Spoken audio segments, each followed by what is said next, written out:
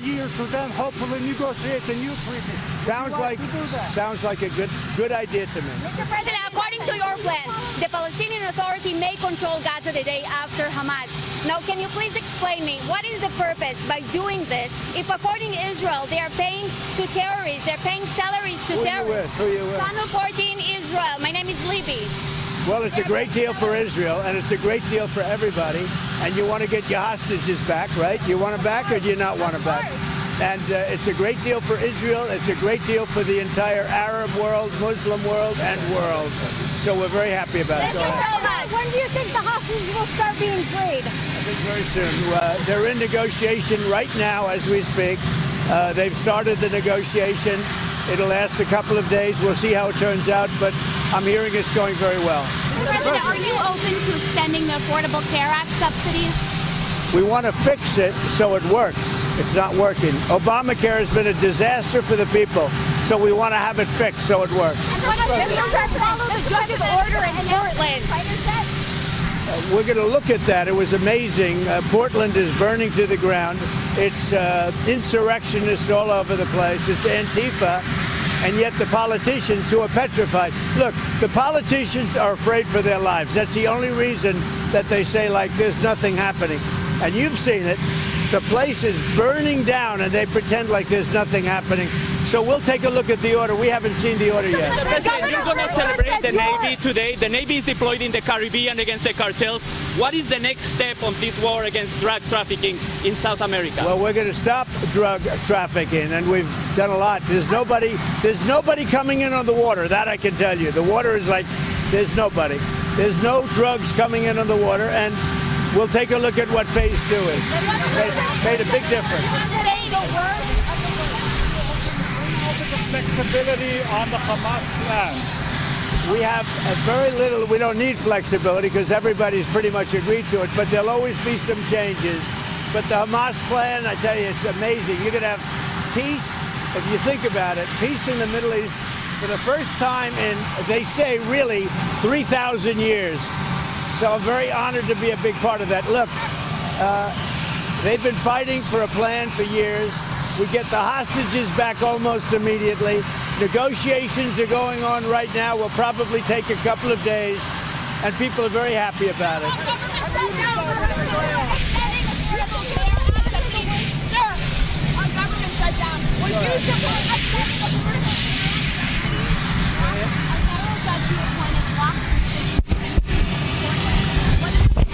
Well, I disagree with that judge. I wasn't served well if they put judges like that on. I wasn't served well by the people that pick judges, I can tell you. Things like that are just too bad. I appointed the judge and he goes like that. So I wasn't served well. Obviously, I don't know the judge. But if he made that kind of a decision, Portland is burning to the ground. You have agitators, insurrectionists. All you have to do is look at the television, turn on your television, read your newspapers. It's burning to the ground. The governor, the mayor, the politicians are petrified for their lives. And you have a judge like that, that judge ought to be ashamed of himself. Governor, you say you're targeting the worst of the worst, but Governor Pritzker said that most of the people ICE has taken no criminal convictions. So which is it? He's wrong. Number one, he's wrong. Number two, I really believe he's afraid for his life somehow.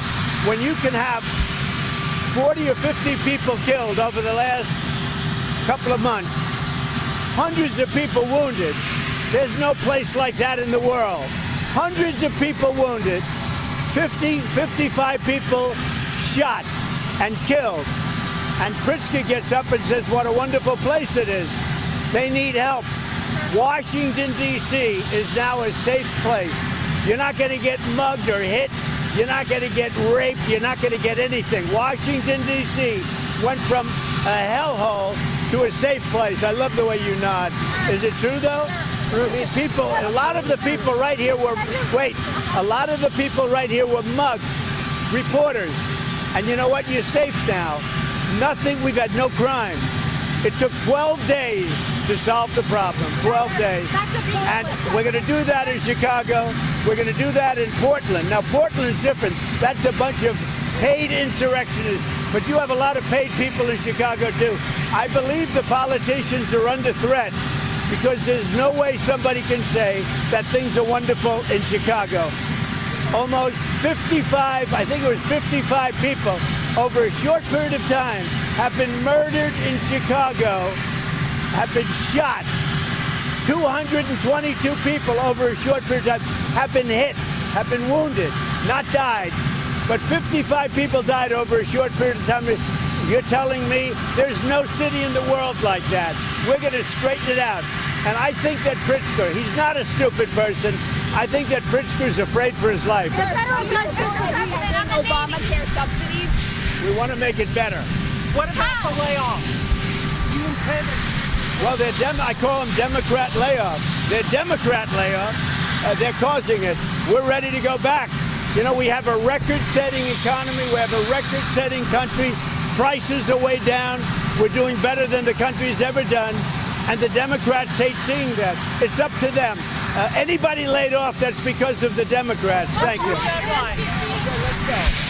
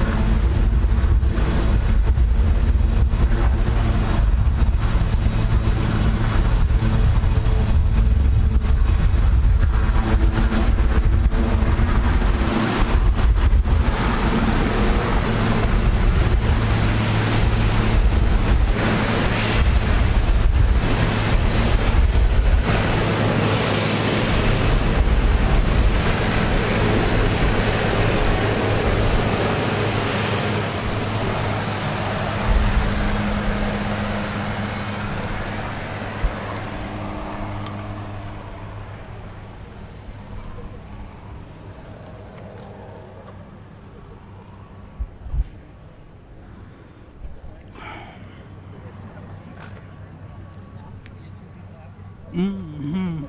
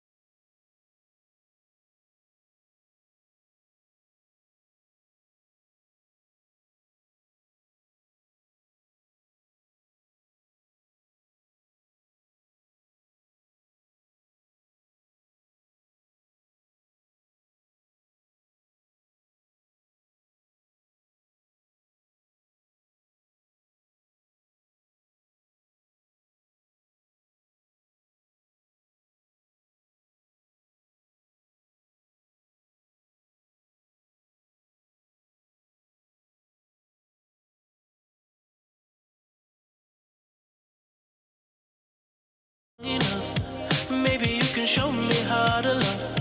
Maybe I'm going through a drought. You don't even have to do too much. You can turn me on with just a touch, baby. I look around, since city's cold and empty, no one's around to judge me. I can see clearly when you're gone. I said, ooh, I'm blinded by the lights. No, I can't sleep until I feel your touch.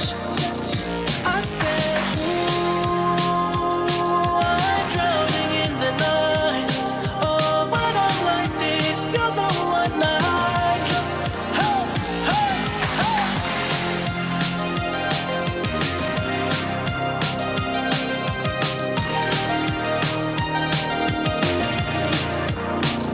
I'm running out of time, 'cause I can see the sun light up the sky. So I hit the road in overdrive, baby. Oh, the city's cold and empty. No one's around to judge me. I can see clearly when you're gone. And I said, ooh, I'm blinded by the lights. No, I can't sleep until I feel your touch. I said, ooh, I'm drowning in the night. Oh, when I'm like this, you're the one I just, I'm just coming back to let you know. I can never say it on the phone. They'll never let you go this time. I said, ooh, I'm blinded by the lights. No, I can't sleep until I feel your touch. Hey, hey, hey.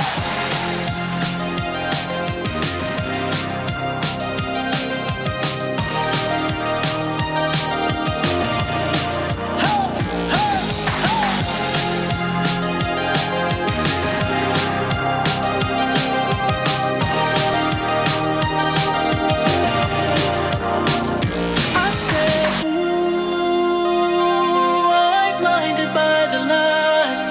No, I can't sleep until I feel your touch.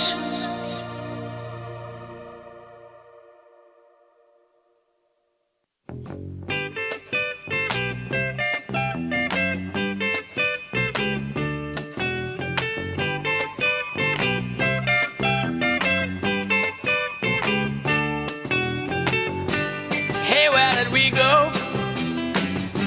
Days when the rains came down in the hollow, playing a new game, laughing and a running, hey, hey, skipping and a jumping in the misty morning fog with our hearts a thumping, and you, a brown-eyed girl. You, my brown-eyed girl. And whatever happened to Tuesday and so slow, going down the old man with a transistor radio, standing in the sunlight laughing, hiding behind a rainbow's wall, slipping and sliding all along the waterfall with you, a brown-eyed girl. You, my brown-eyed girl. Do you remember when we used to sing sha-la-la-la-la-la-la-la-la-la-la-la-la, just like that? Sha-la-la-la-la-la. Ladies and gentlemen, please welcome to the stage retired Navy SEAL and American hero, Jason Redman.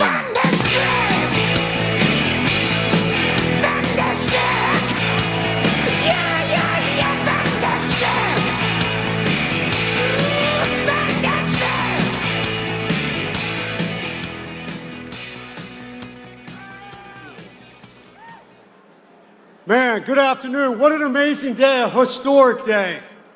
Distinguished guests, Navy family members, and most importantly, all of you, the sailors who make up the world's greatest Navy.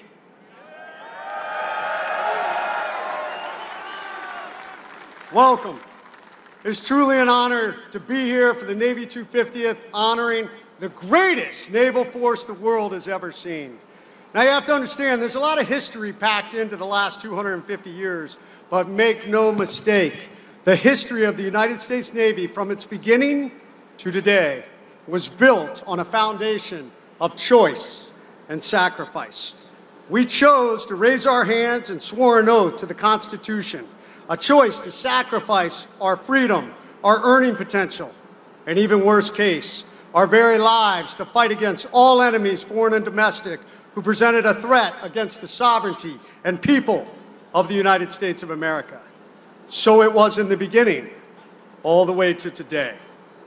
In order to understand the full context of what you are a part of, I think it is important to remember our history. So let's go back to the beginning. In 1779, when John Paul Jones captured the Serapis off the coast of England, to the Battle of Lake Erie, the Battle of Manila Bay, the Battle of Midway to the Battle of Leyte Gulf, from D-Day to the Battle of the Philippine Sea, America's Navy has aided our allies, crushed our enemies, and stood resolute again and again.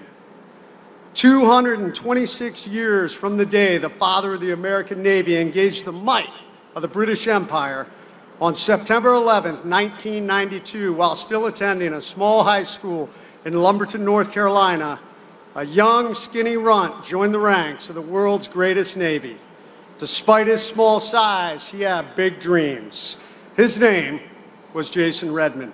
I wanted to join the ranks of the U.S. Navy SEALs, and like all of you here, I chose to sacrifice my future to serve our great nation.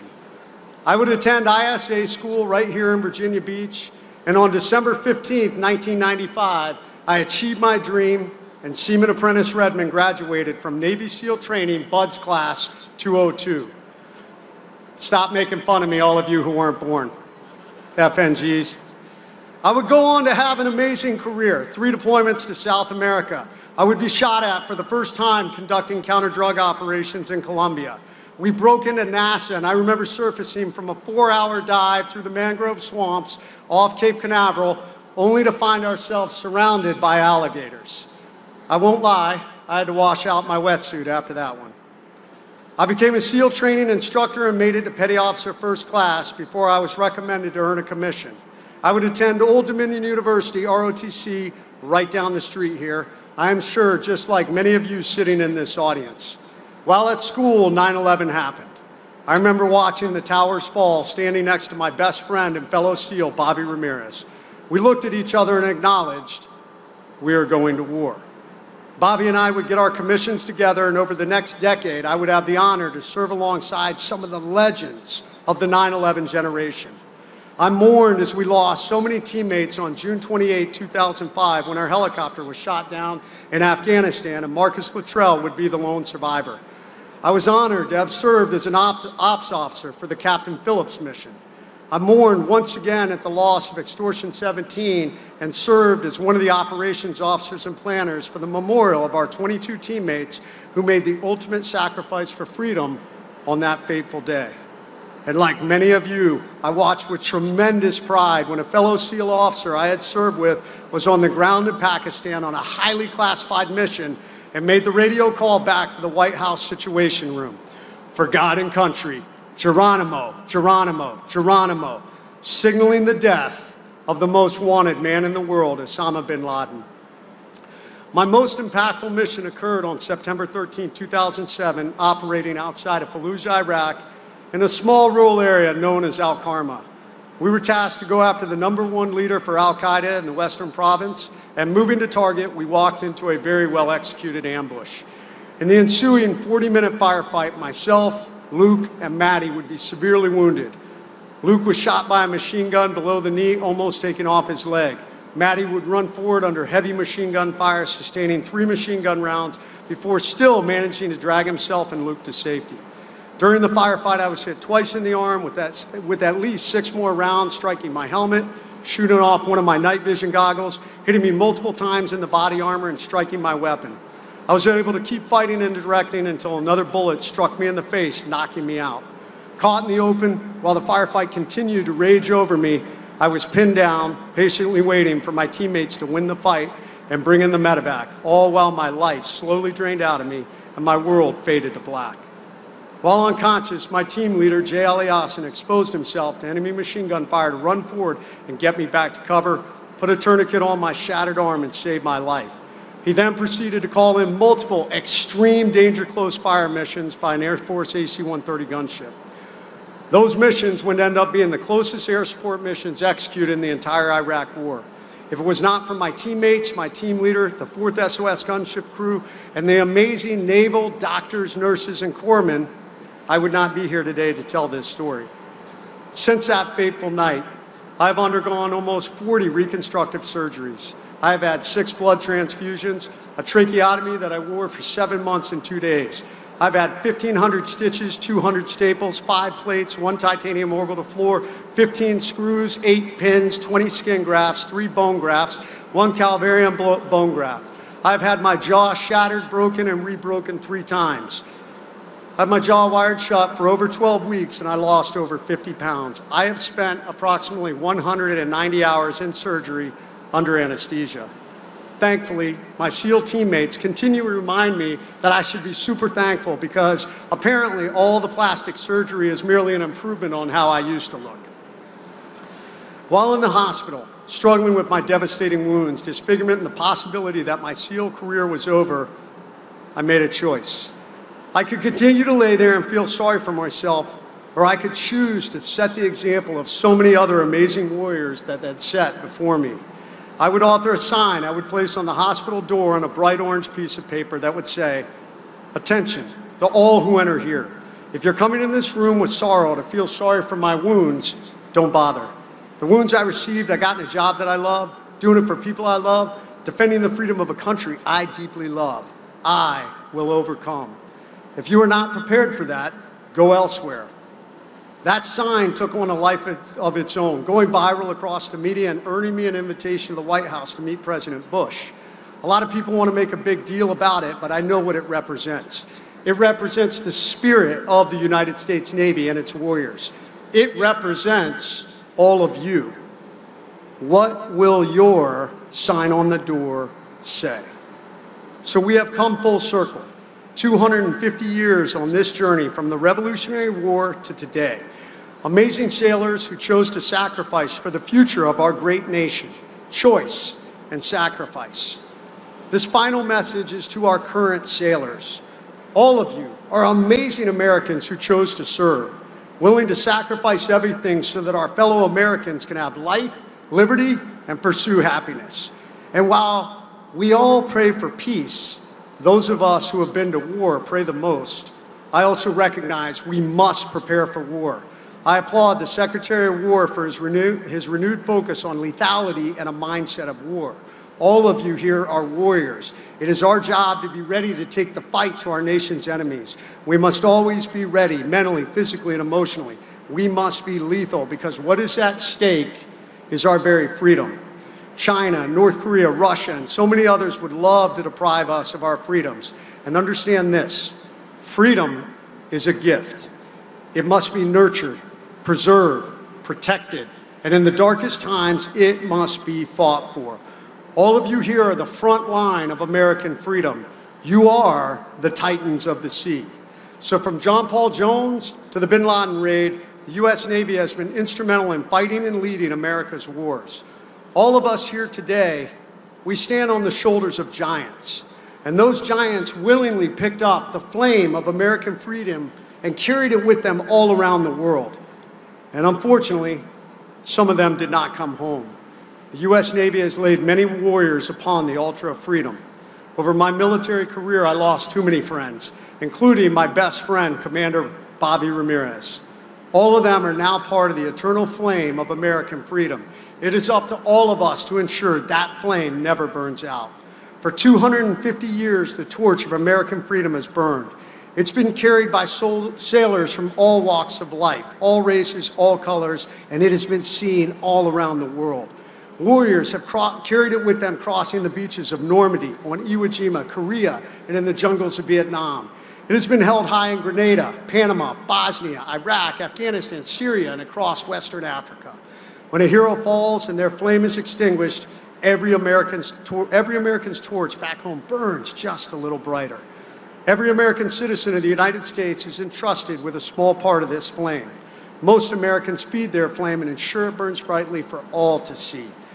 Other Americans, they take their freedom for granted, attacking the very ideals that built our nation, and they allow their flames to burn out. Thankfully, there are those of us who wear the uniform, who are entrusted with an oath and presented at the start of our naval careers with a part of the flame to keep the torch of American freedom always burning. 17 years ago, I lay on the battlefield in Iraq, pouring my blood into the soil. And I looked up, and I saw that dark angel standing over me. And he said it was time to go. And I thought he was right. But then I realized I wasn't finished. I had a torch of American freedom to preserve and forever keep burning. So I got up, I walked 75 yards to that medevac helicopter, and I came home. And I vowed once again that I would never allow that flame to burn out while I still hold breath. Today, I pass my torch of freedom onto all of you. You are the future of the United States Navy. Our nation needs you to train hard. We need you to be lethal. We need you to be ready. The Secretary of War has called upon you. My only question is, will you carry this flame of freedom forward as the foundation for the next 250 years? God bless the United States Navy. God bless the United States of America. And go Navy, beat Army.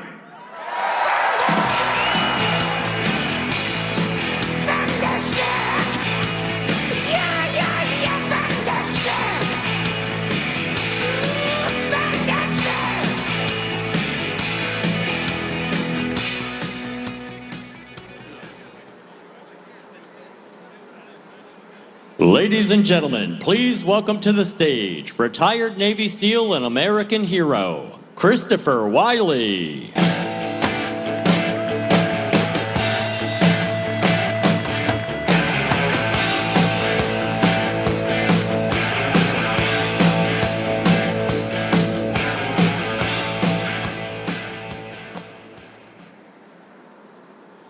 Ladies and gentlemen, brothers and sisters in arms, my wife and kids, honored guests, I can't express how moved and inspired I am for being a part of this 250th celebration of our Navy. I would first like to say thank you to the crew of these ships and sailors for hosting this event. We understand the effort and manpower to make this happen, and thank you for carrying the torch, protecting our families and this great nation. While I was reflecting on this momentous occasion and milestone for our country, I looked for a voice or a message to turn to.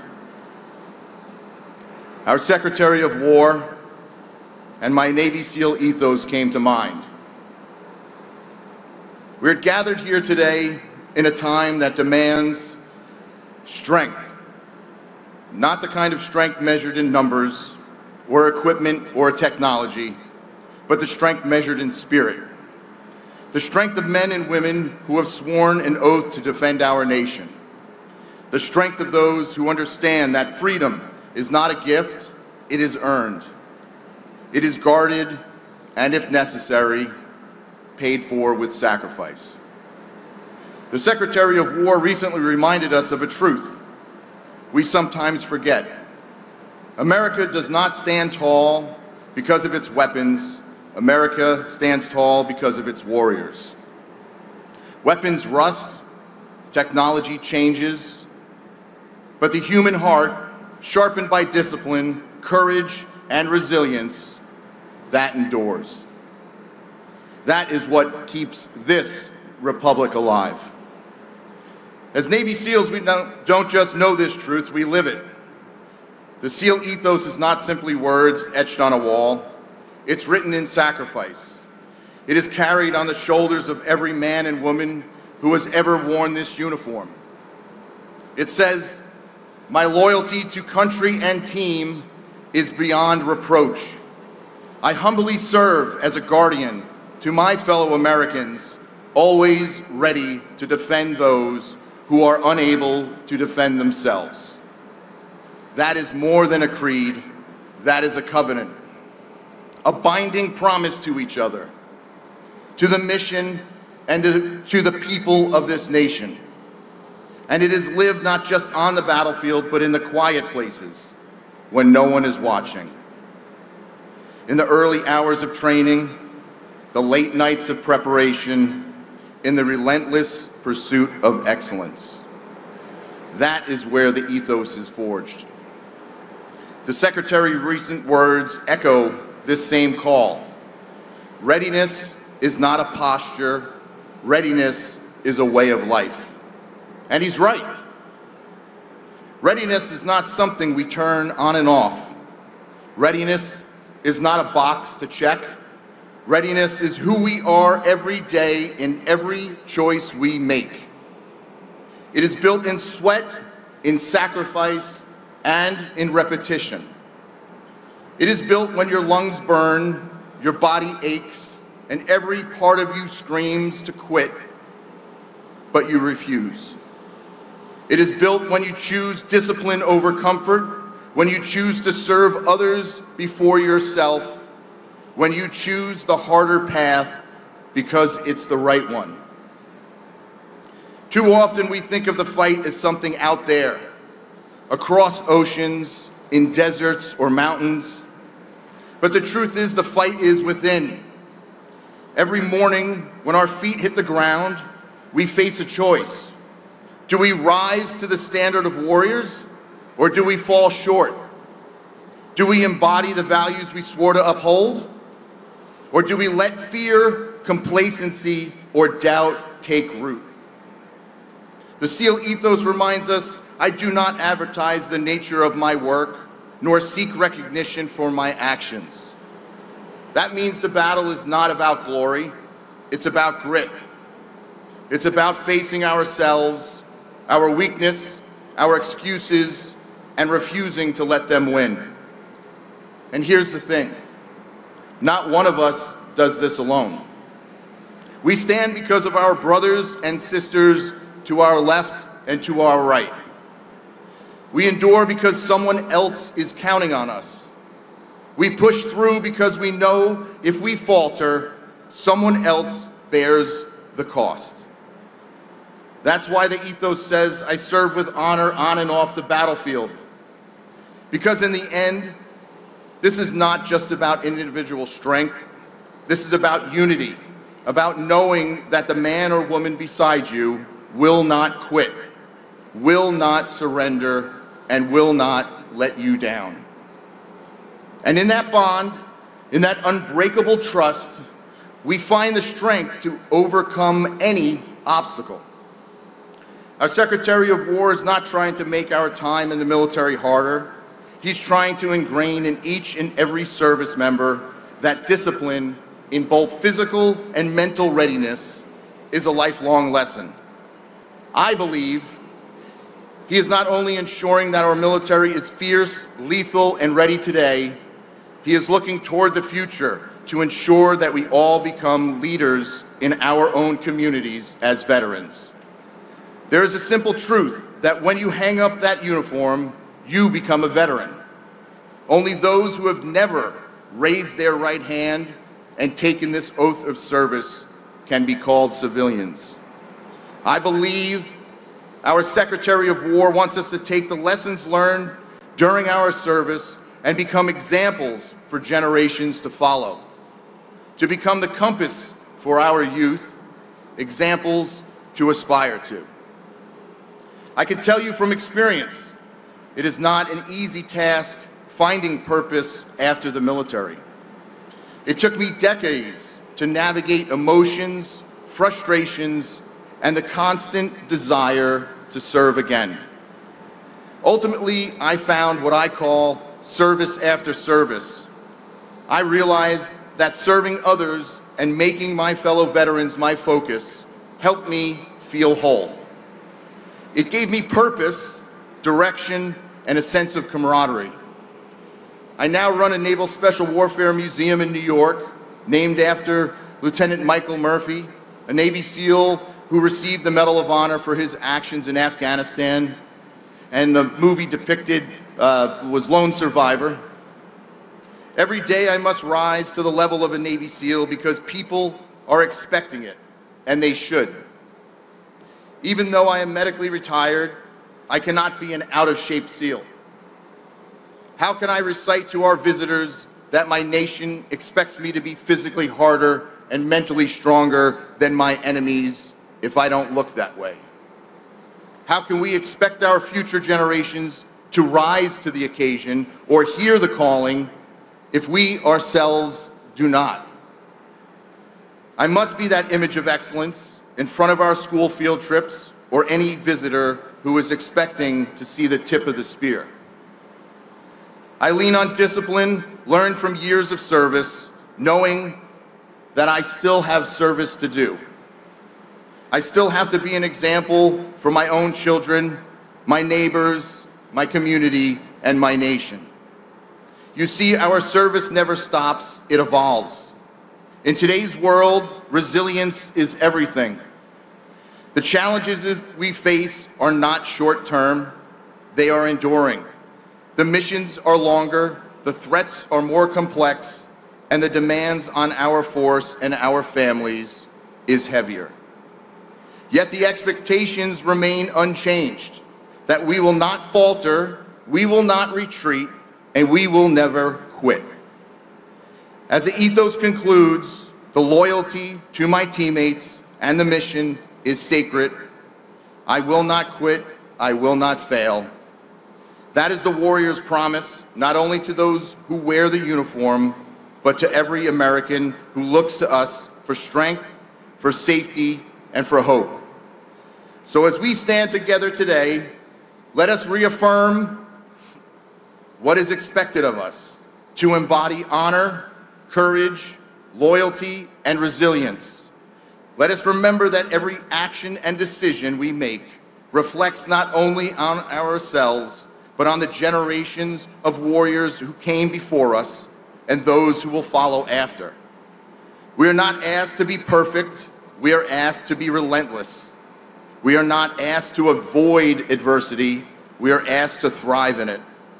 We are not asked to fight for ourselves, we are asked to fight for a cause greater than self, a nation greater than any one individual. That is today's expectation, and that is why we must carry this forward together for the next 250 years. Thank you. May God bless our warriors, our families, and may God bless the United States of America.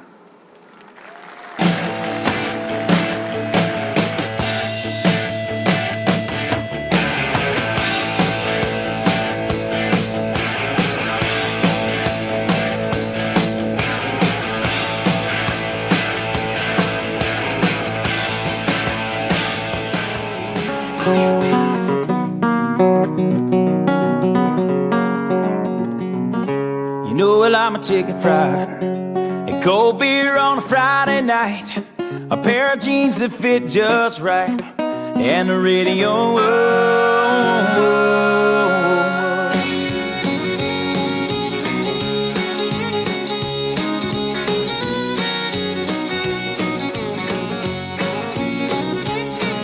I was raised up beneath the shade of a Georgia pine, and that's home, you know.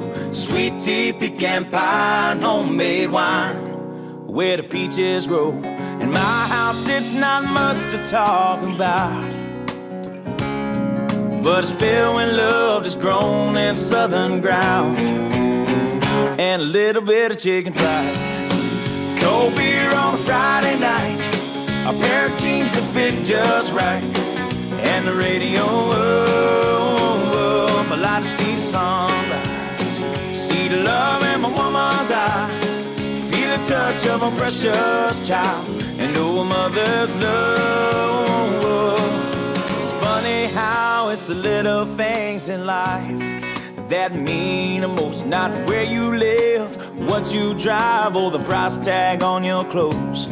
There's no dollar sign on a peace of mind, this I've come to know. So if you agree, have a drink with me, raise your glasses for a toast to a little bit of chicken fried and cold beer on a Friday night, a pair of jeans that fit just right, and the radio world. I'd like to see the sunrise, see the love in my woman's eyes, feel the touch of a precious child, and know a mother's love.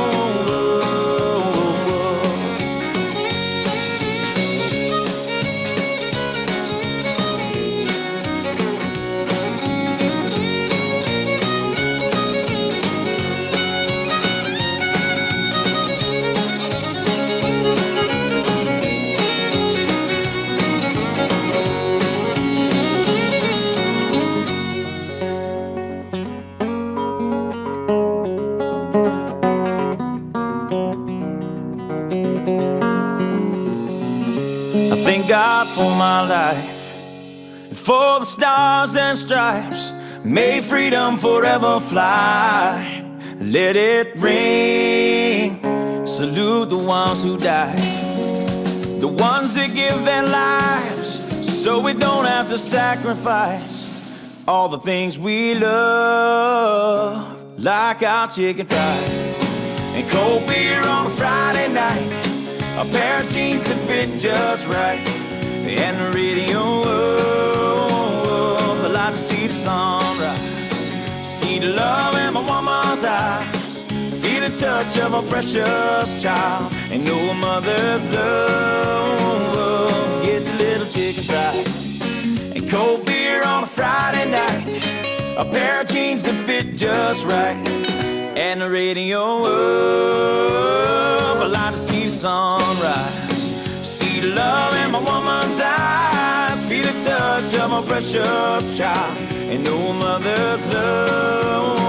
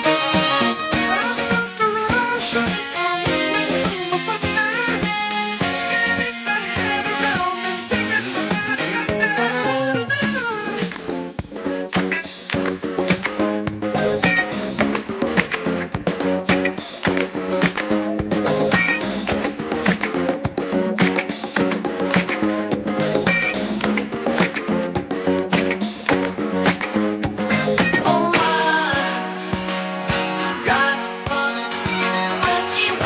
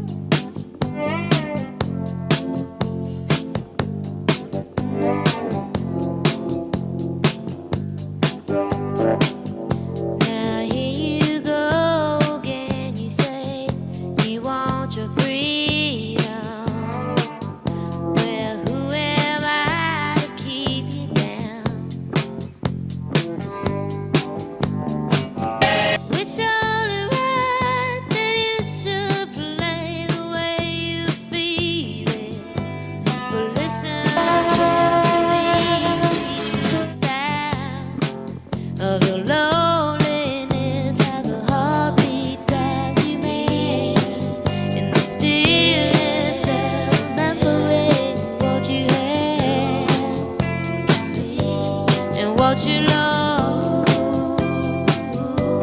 and what you have and what you love.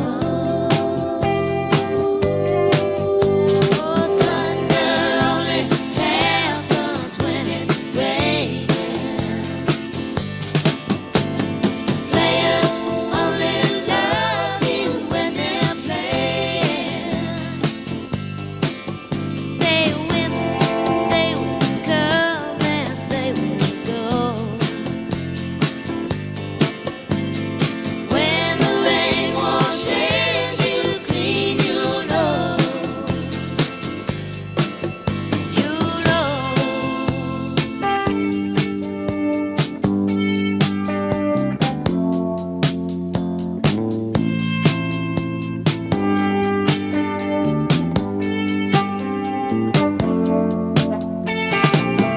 Now here I go again. I see the crystal vision. I keep my visions to myself. It's only me who wants to wrap around your dreams and have you any dreams you like yourself. Dreams of loneliness like a heartbeat drives you back in the stillness of remembering what you had and what you love. What you had, oh, what you love. Thunder only happens when it's raining. Players only love you when they're playing. Women, they will come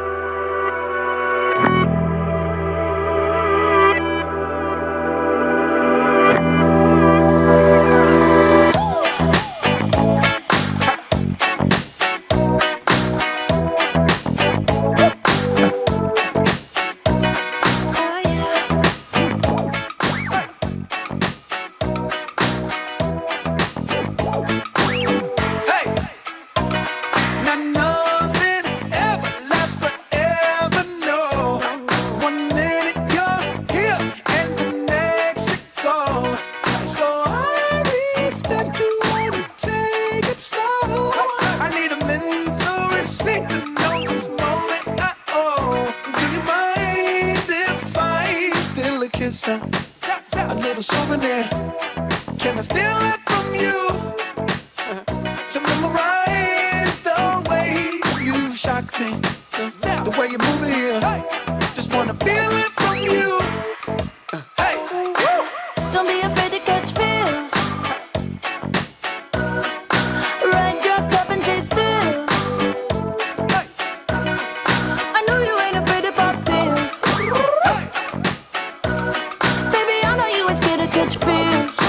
Feels with me. I'm your window shopper.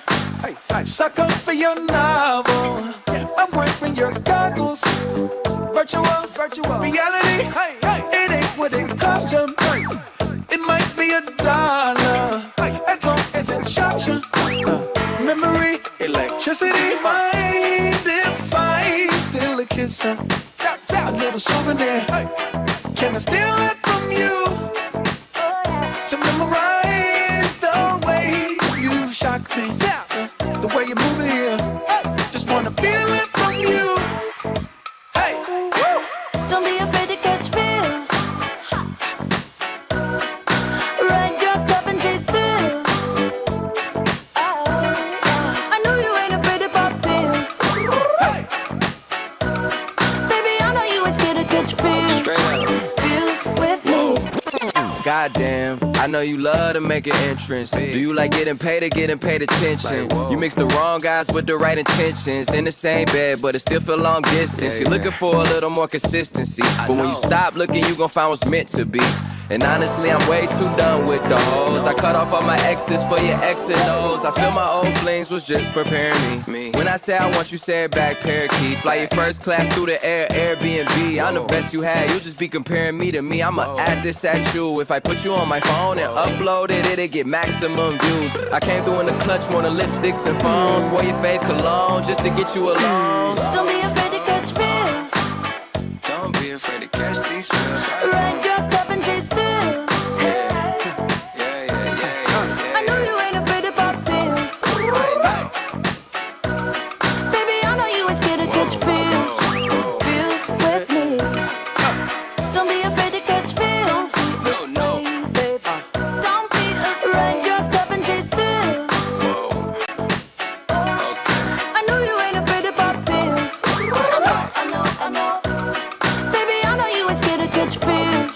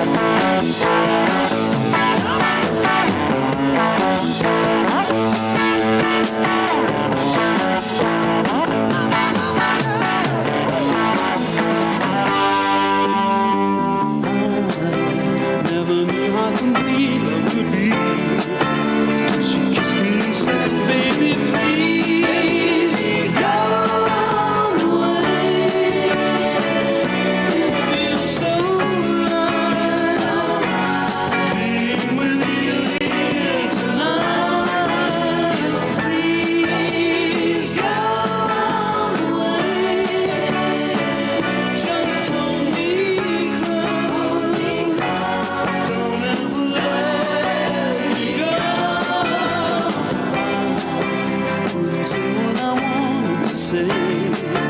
Till she whispered, I love you, so please go away. It feels so right being with you here tonight. Please go away. Just hold me close. Don't ever let me go.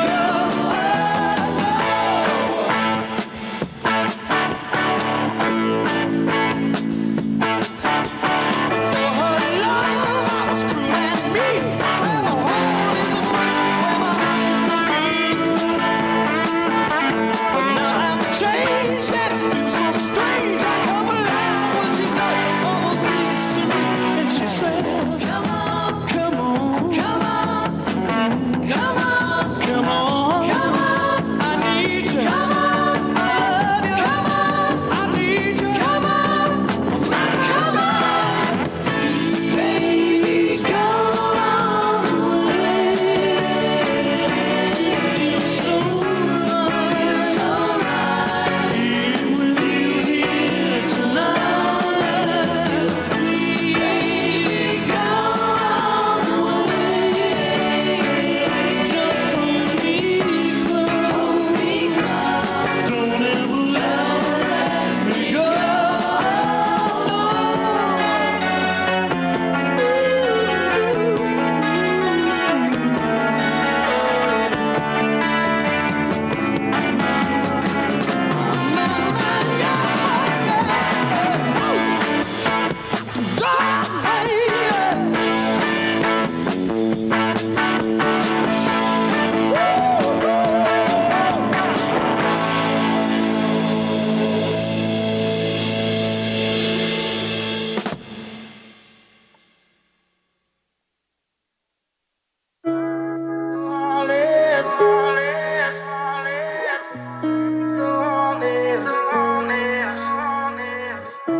Say you're going out late, I count down till you call me.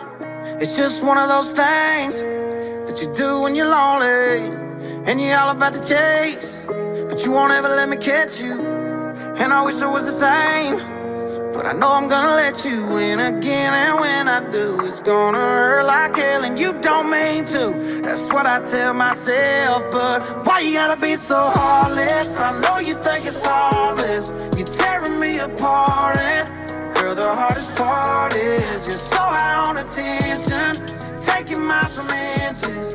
Leave me in the darkness, never finish what we started. Girl, why you gotta be so heartless?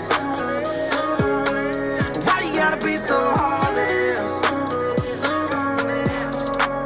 Look, Monday night was definitely not a night. Tuesday night was just another fight. Wednesday I thought everything would change. Thursday came and it was still the same. Friday night we went out on the town. Saturday we should've burned it down. Sunday morning came and now you're gone. I should probably know this shit by now. Oh, I should probably know this shit by now, but no, no.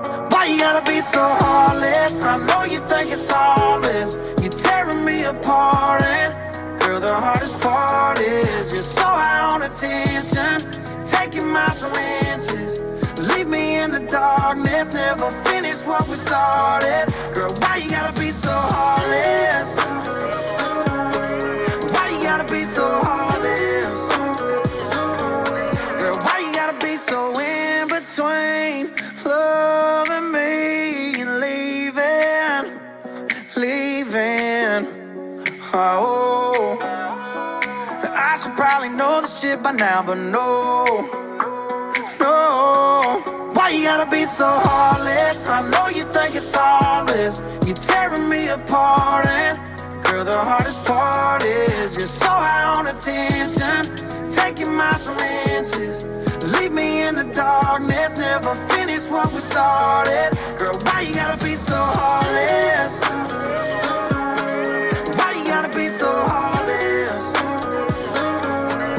Why you gotta be so heartless? Girl, why you gotta be so heartless?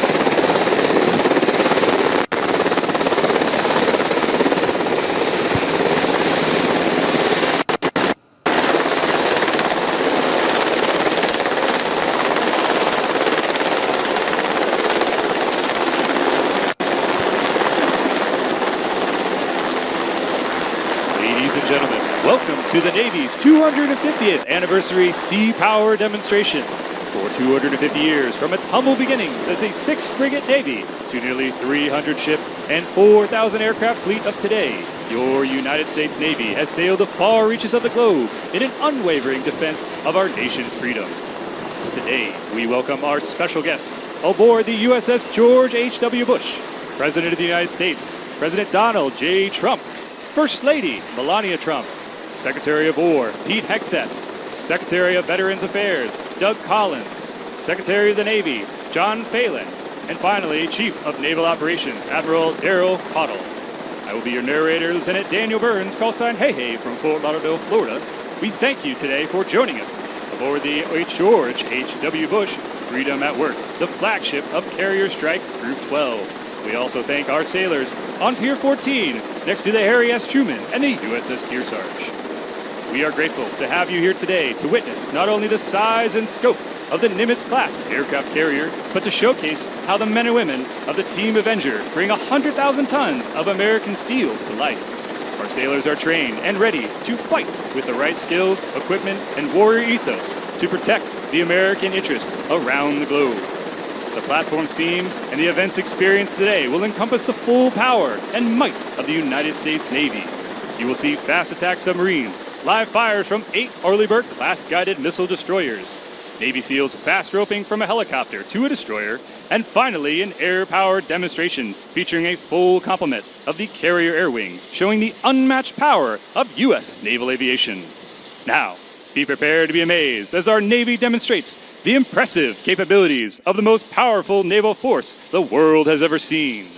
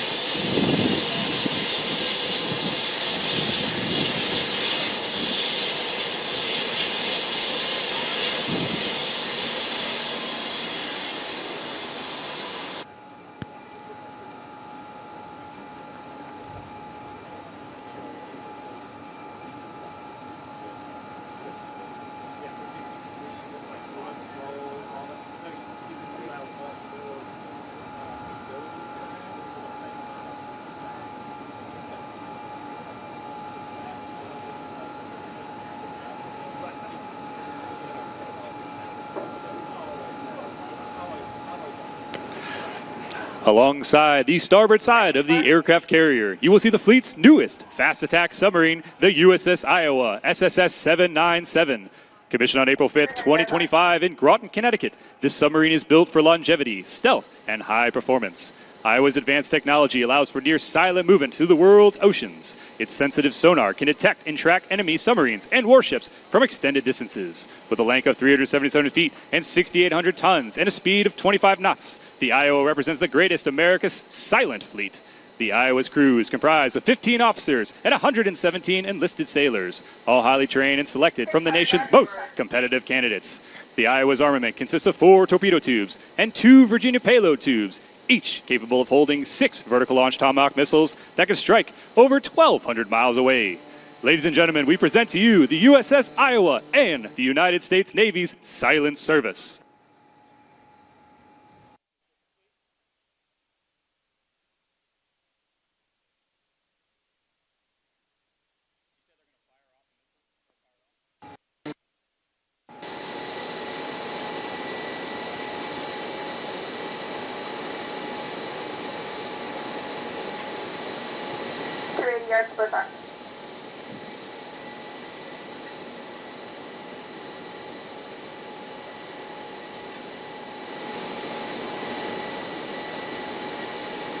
Boats are on.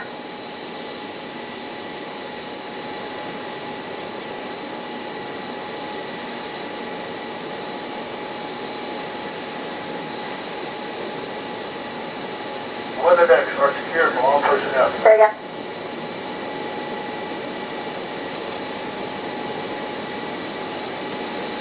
Our next demonstration showcases the impressive firepower capability of the United States Surface Fleet.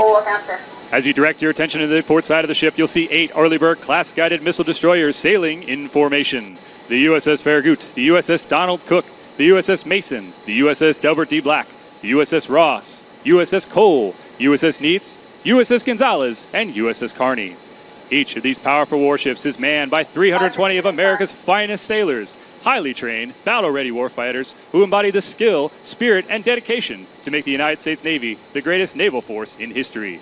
Their seamless teamwork and unwavering commitment delivering precision firepower upon our nation's enemies from the surface of the sea. Aboard the aircraft carrier, the commander of Destroyer Squadron 2-2 operates as the Sea Combatant Commander for the George H.W. Bush Carrier Strike Group. The Desron commander is responsible for directing each of the destroyers under his command to successfully engage in anti-surface and anti-submarine warfare.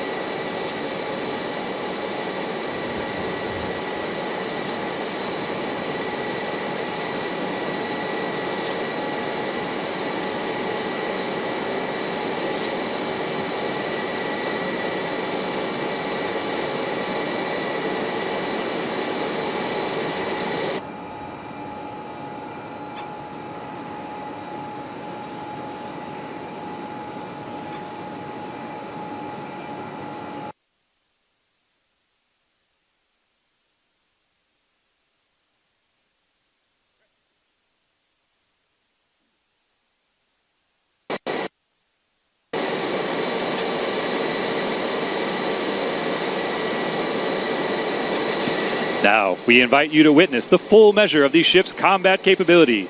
In our first display of firepower, our destroyers will fire the Mark 15 Phalanx close-in weapon system, also known as Sea-Wiz. The Phalanx weapon system provides U.S. Navy ships with an inner layer point defense capability against anti-missiles, low-flying aircraft, UAVs, and high-speed surface craft. The Phalanx weapon system is the only deployed close-in weapon system capable of autonomously performing its own search, detect, evaluation, track, engage, and kill assessment functions. This is the ship's last line of defense, providing a fast reaction, radar-guided, 20mm gun, weapon system that is capable of firing at a rate of 4,500 rounds per minute.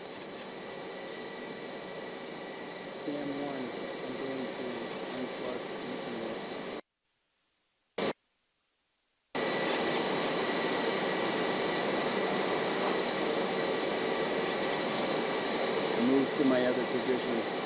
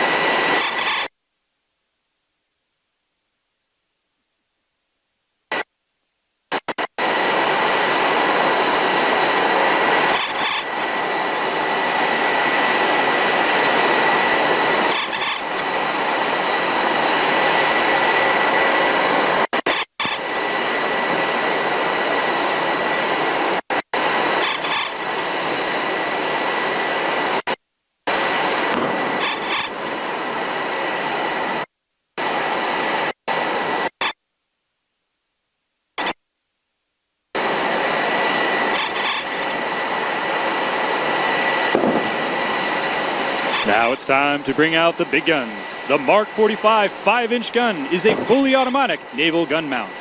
Mark 45 is designed to engage surface and air targets and provide naval surface fire support for expeditionary operations. The gun mount includes a 20-round automatic loader drum. Its maximum fire rate of 16 to 20 rounds per minute with an effective range of 13 nautical miles.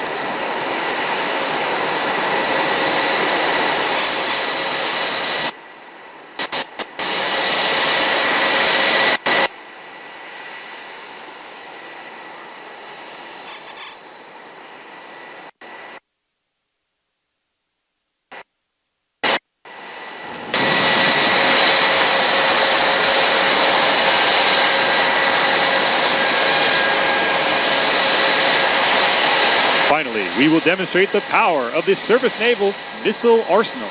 The Standard Missile 2, or SM-2, is the U.S. Navy's premier air defense weapon with a range of up to 90 nautical miles. The SM-2 is launched from Mark 41 vertical launch systems.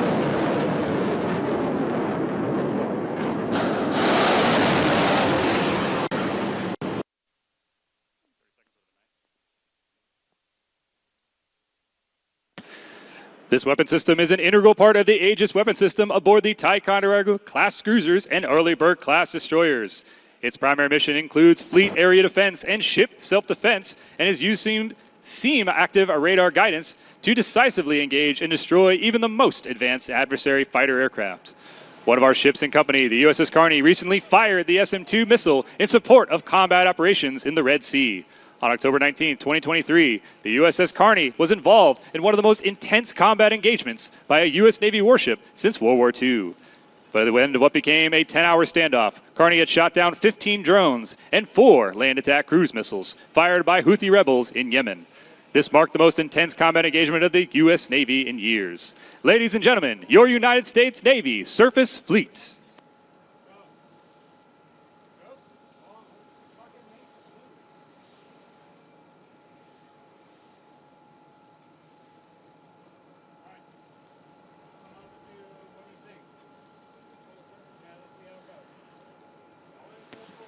Naval Special Warfare history is one of consistently delivering high-impact solutions in the nation's most critical moments. The heritage of the Navy SEALs can be traced back to World War II, where the need for specialized maritime forces became apparent with the changing nature of war.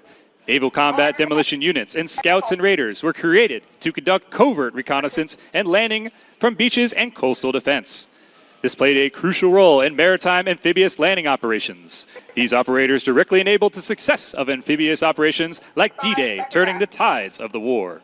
The U.S. Navy SEALs were established by President John F. Kennedy in 1962 as a small elite maritime force. They carry out types of clandestine, small unit, high-impact missions that large forces with high-profile platforms, such as ships, tanks, jets, and submarines, cannot. SEALs conduct essential on-the-ground special reconnaissance at critical targets to enable strikes by larger conventional forces.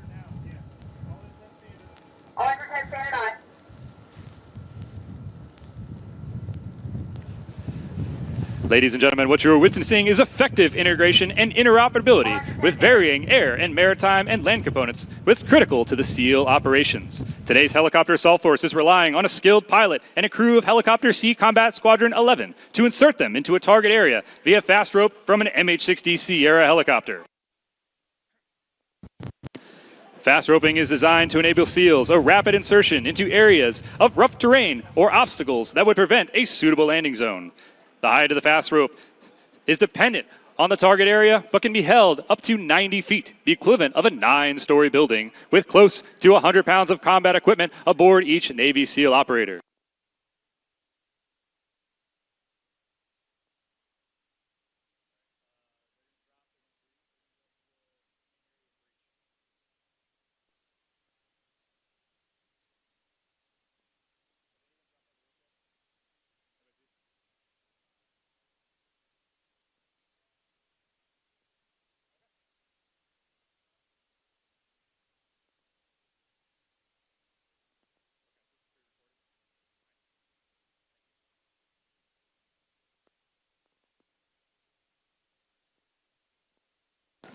At the request of the assault force, the helo will lay down covering fire, enabling the operators to begin the assault.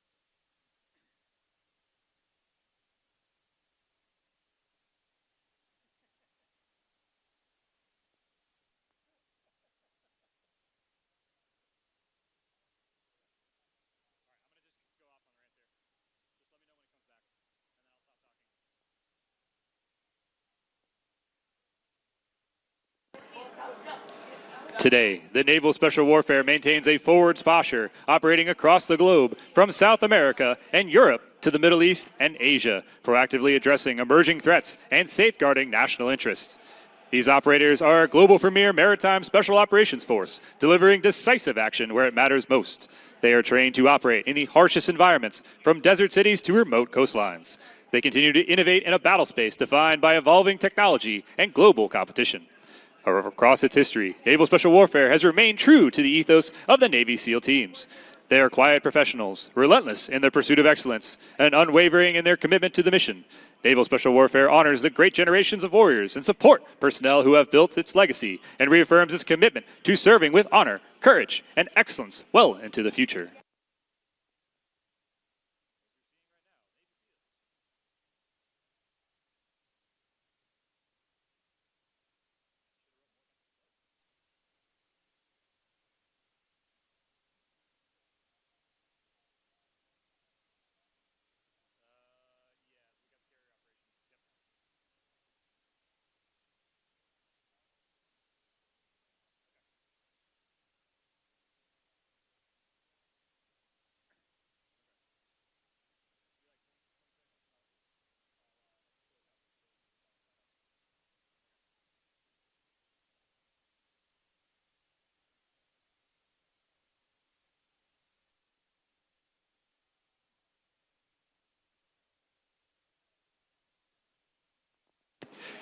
Each Navy SEAL is a force multiplier, a highly skilled warrior capable of operating in remote environments or engaging the enemy in an urban setting.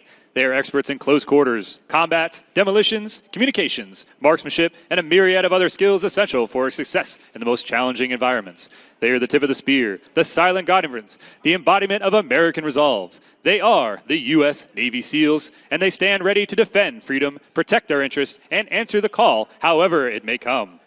Ladies and gentlemen, we hope you enjoyed this small display of the capabilities of the Naval Special Warfare and our supporting elements as we seek to carry on the legacy of the frogmen that have gone before us. Give it up for your United States Navy SEALs.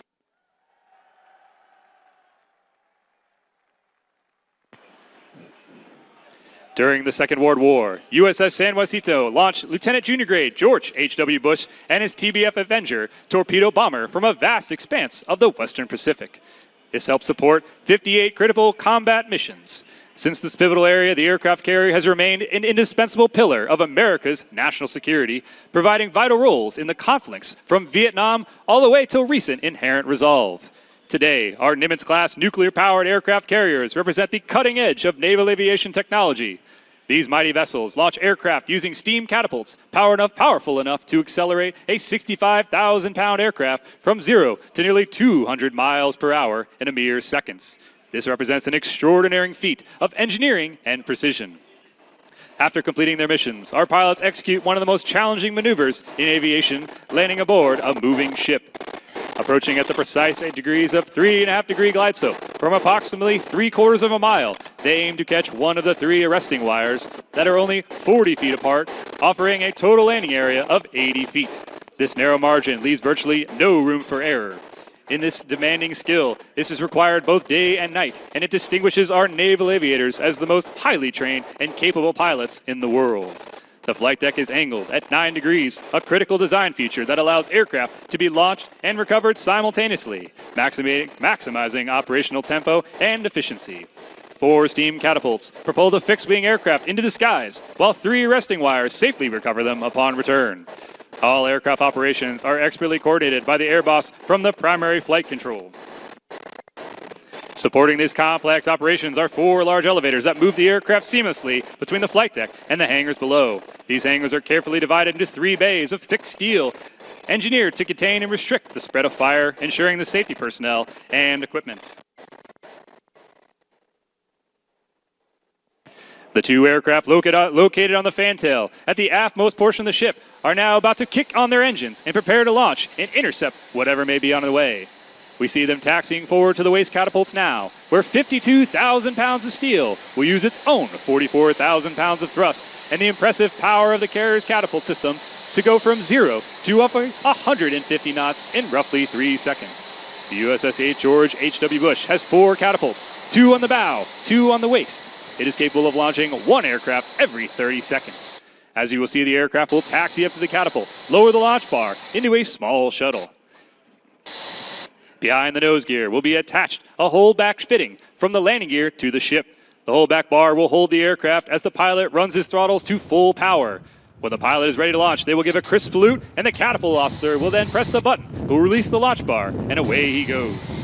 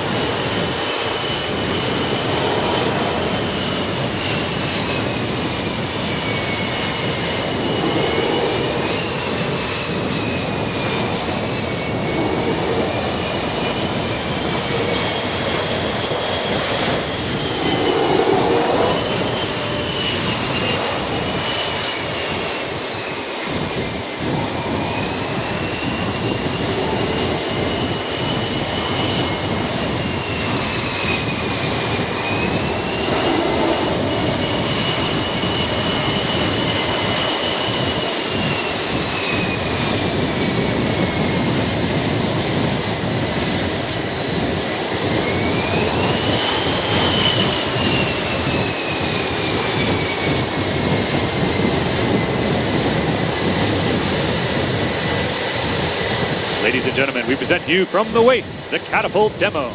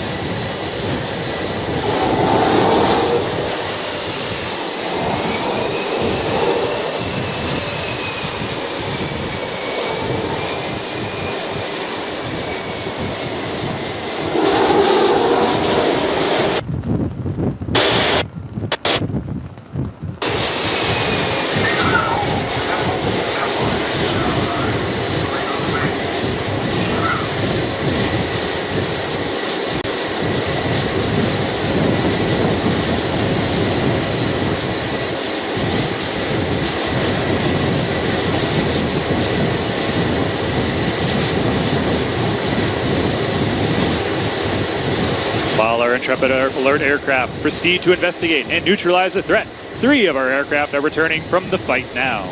Overhead in the stack, we will recover 1 F-35 Lightning II, 1 F-18 Super Hornet, and 1 E-2D Hawkeye.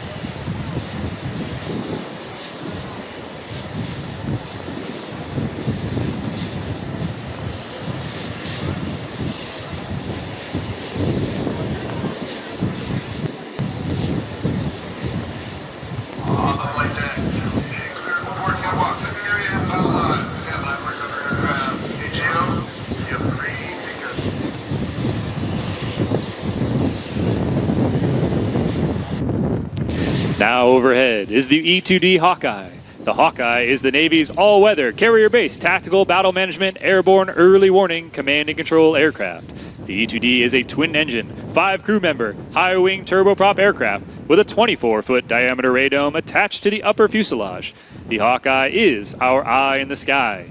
The pilots will manage this aircraft to touchdown in the landing area, or LA, a small piece of steel roughly 100 feet wide, and with a wingspan of nearly 80 feet, there is not much room for error. Here, the E-2D pilot would demonstrate the power of the E-2D's engines and look to take back off again in only a few hundred feet.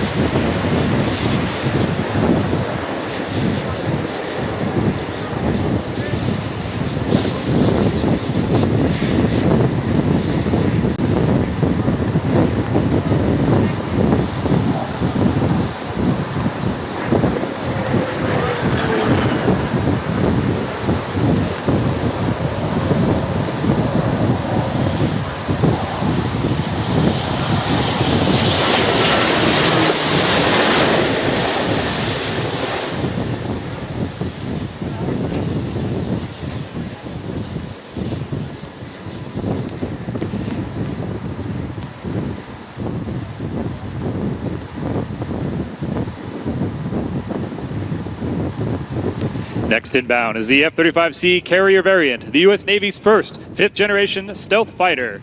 This cutting-edge aircraft marks a historic leap in naval aviation, bringing radar-evading stealth technology to the carrier deck for the first time in naval history. The F-35C sets new standards in weapons system integration, lethality, maintainability, combat radius, and payload, delivering a true multi-mission power projection from the sea. It pairs 5th-generation survivability with major advances in network-enabled mission systems, reliability, and interoperability. Designed as a first day of the warfighter, the F-35C is built to dominate both air and surface threats while surviving the most challenging threat environments of today.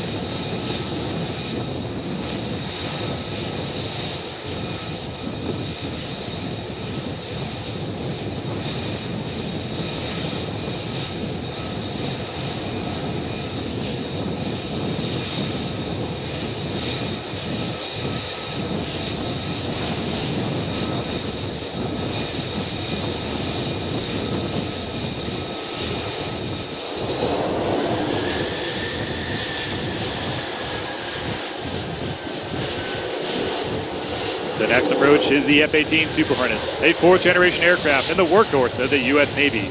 With a wingspan of 45 feet and touching down with over 100 knots, the arresting wires across the deck will bring it to a speed of down to 0, allowing it to stop within a few hundred feet. This clears a way for any following aircraft with an ideal interval of 55 seconds.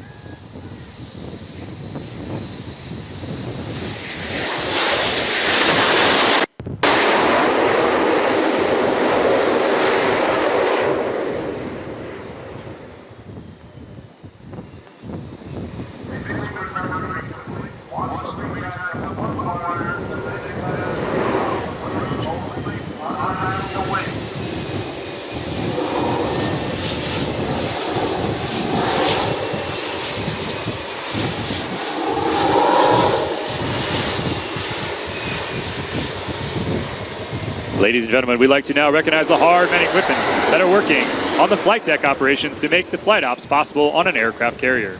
If you look around, you will notice a wide array of different colored jerseys and float coats running around the deck of the carrier. These are the people that make things happen out here on a day-to-day basis. They are the reason the George H.W. Bush Strike Group team can achieve our full combat capability anytime, any place. These are just a few of the people that make the aircraft carrier flight operations possible. The true strength of the Carrier Strike Group comes from the dedicated men and women who work tirelessly to maintain these impressive machines every day. Our next demonstration will be an F-18 organic refueling capabilities. Here you will now see an aircraft coming into the pattern who is operating on a low fuel state and will be forced to discontinue his approach.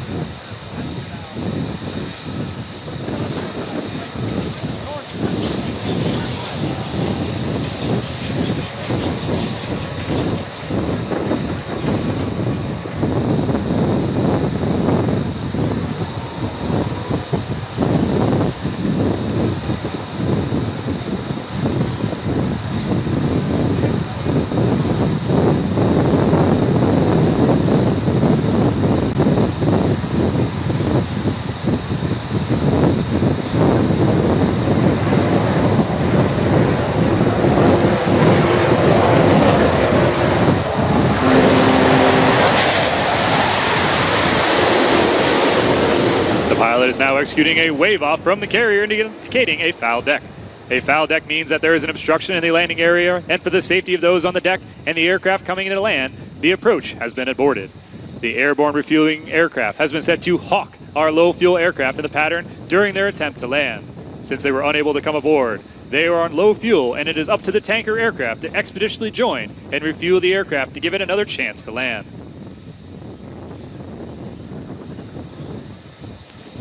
If you follow the path of the low-fuel aircraft on the port side of the ship, you will see the tanker setting up in position to set up for air-to-air refueling.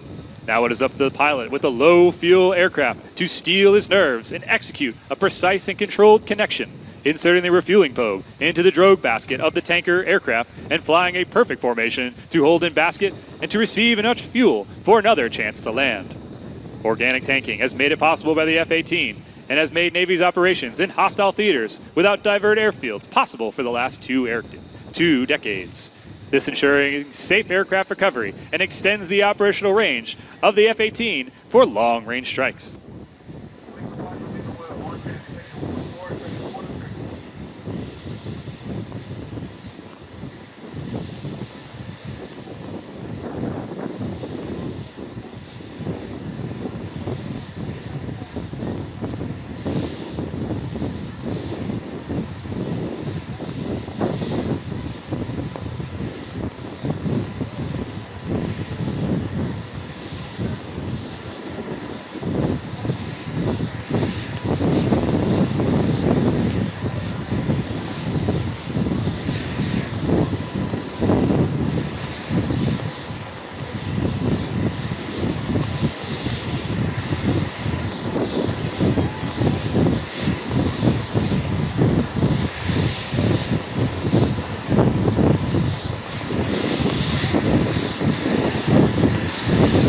Next, we will witness the two F-35C Lightning II perform basic fighter maneuvers, commonly referred to as dogfighting. This is a tactic that has roots tracing back to the daring pilots of World War I.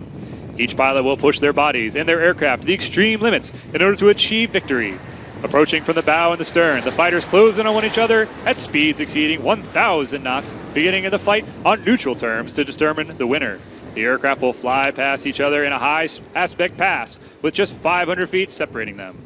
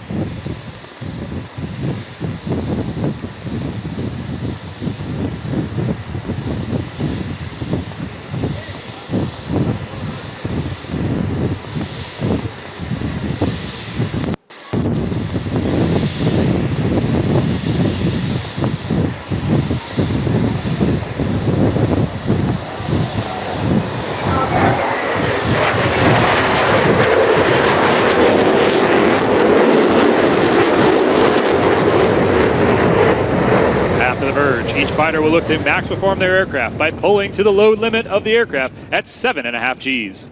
As they raid around and approach the next merge, each fighter is looking to cue and employ both the AIM-120 and AIM-9X missiles to take out their adversary and win the fight. Both fighters in a similar aircraft will look to capitalize on errors made by the other pilot to gain the offensive position. The fighters are now approaching the second neutral merge. One aircraft has decided to execute a nose-high maneuver and gain a positional advantage. Preparing to employ the AIM-120 to kill their adversary, they will open their weapons bay doors, and the fighter that has a positional advantage will max perform to get them behind their adversary and maintain the offensive position. After employing both the AIM-120 and the AIM-9X, the offensive fighter will not maneuver to execute a gain attack on their adversary in an attempt to gain a 1v1 engagement victory.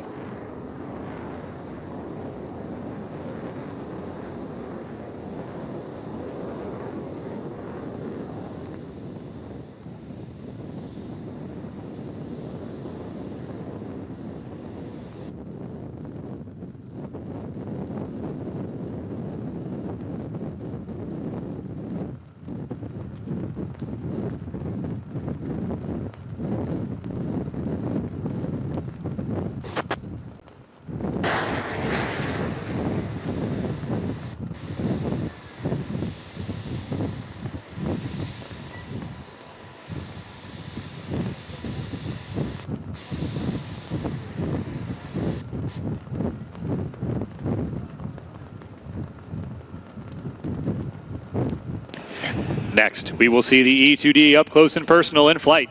The E-2D is the Navy's premier carrier-borne, airborne early warning asset. It provides impressive radar detection ranges and works alongside the rest of the carrier's troop as the eye in the sky. Maintained atop the fuselage, you can see a large rotating dish. This is a powerful APY-9 radar that allows the E-2D to maintain situational awareness to the battle space. It plays a critical role in ensuring the carrier strike group defenses.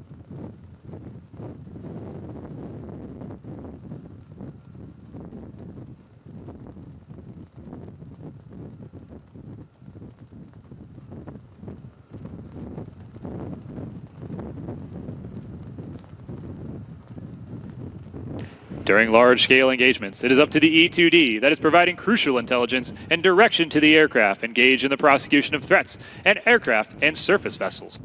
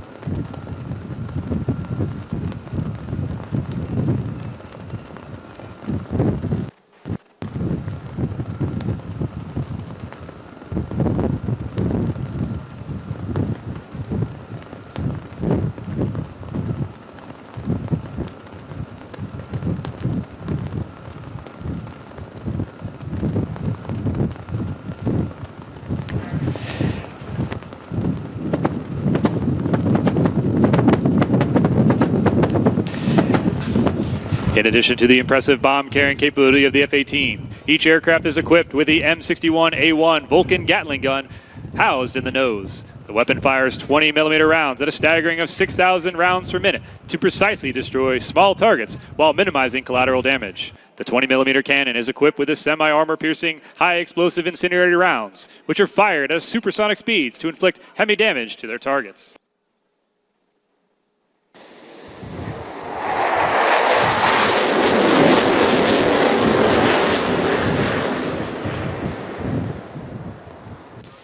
Each aircraft will execute a well-honed strafe pattern, diving at nearly 30 degrees straight at the target and unleashing the Vulcan's firepower in a demonstration of the F-18's ability to prosecute targets even when all bombs are expended.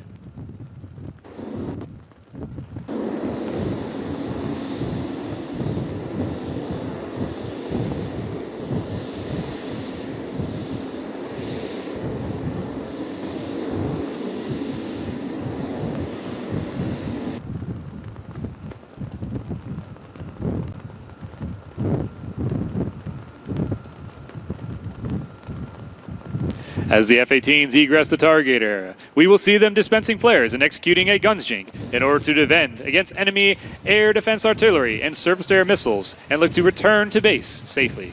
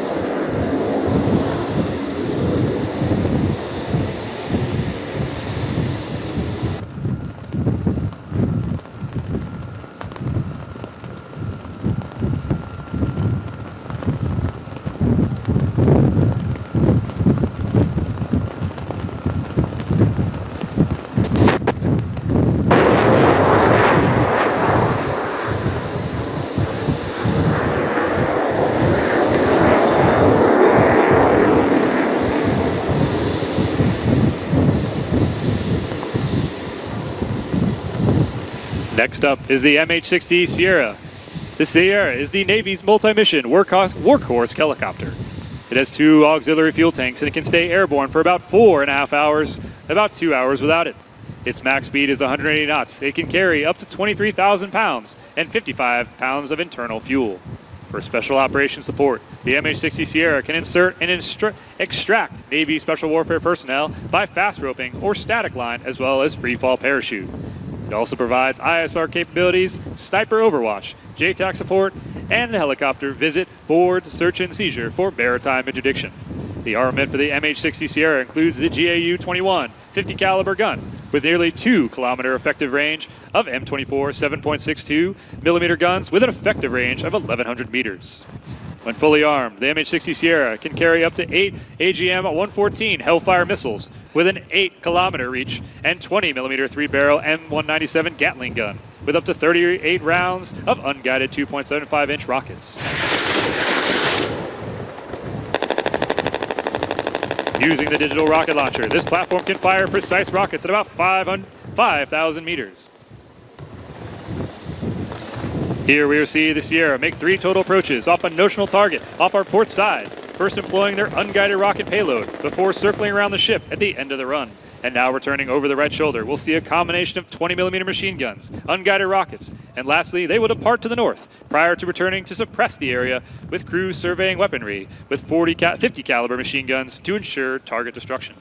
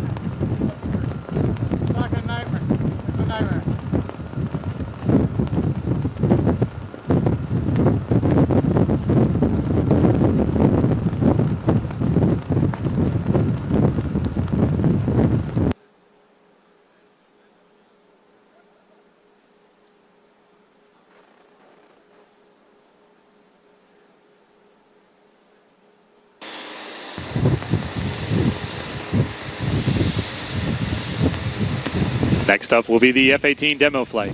What you are about to witness highlights the mobility, versatility, and power of the most lethal carrier-based strike fighter aircraft in the world, the F-18 Super Hornet, nicknamed the Rhino.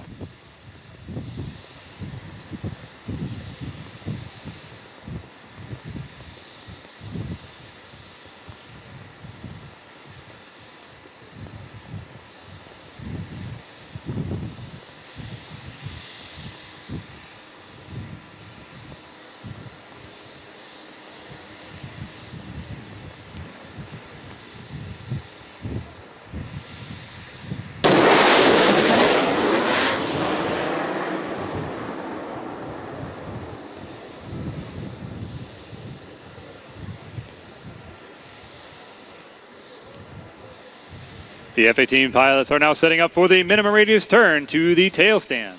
With the max AB selected, the aircrew will select 90 degrees angle of bank and hold for 7.5 Gs for a 360 degrees of turn. At the end of the minimum radius turn, aircraft will max perform to the vertical, followed by a negative G pushover to return to level flights.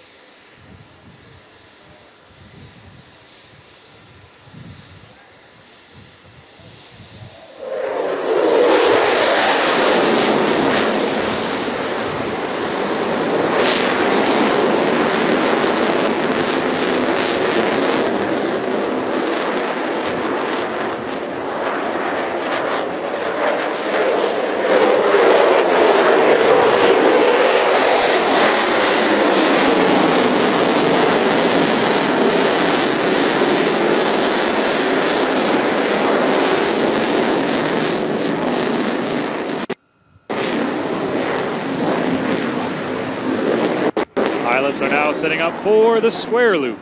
As the Super Hornets approach through the show center at 350 miles an hour, the pilot will rapidly reposition the nose 4 times, flying a distinct square path through the sky.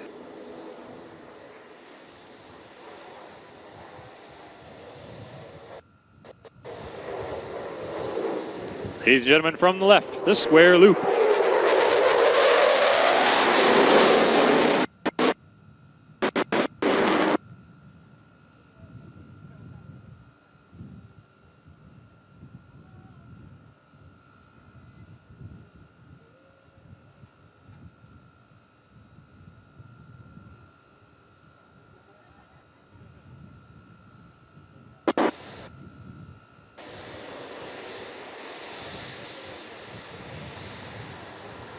As the pilots push outbound, they are now setting up for the inverted whisper pass.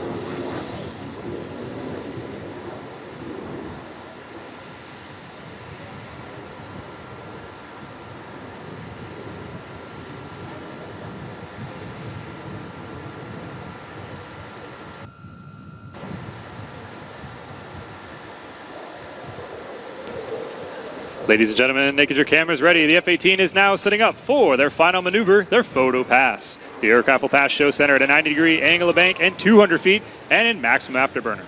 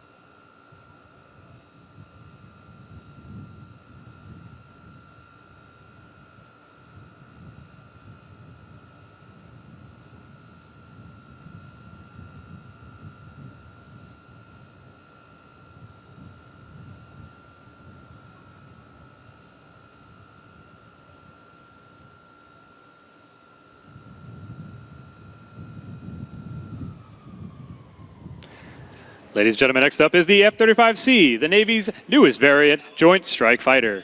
It is the only fifth-generation aircraft in the Navy's inventory and combines stealth with sensor fusion. The C model differs from other F-35 variants with its larger wings, increased fuel capacity, added ailerons, and enhanced landing gear, giving it the unique ability to launch and recover from the aircraft carrier at sea. Serving as the pilot today for the demo will be Lieutenant Underdown, call sign BAM, from Virginia Beach, Virginia.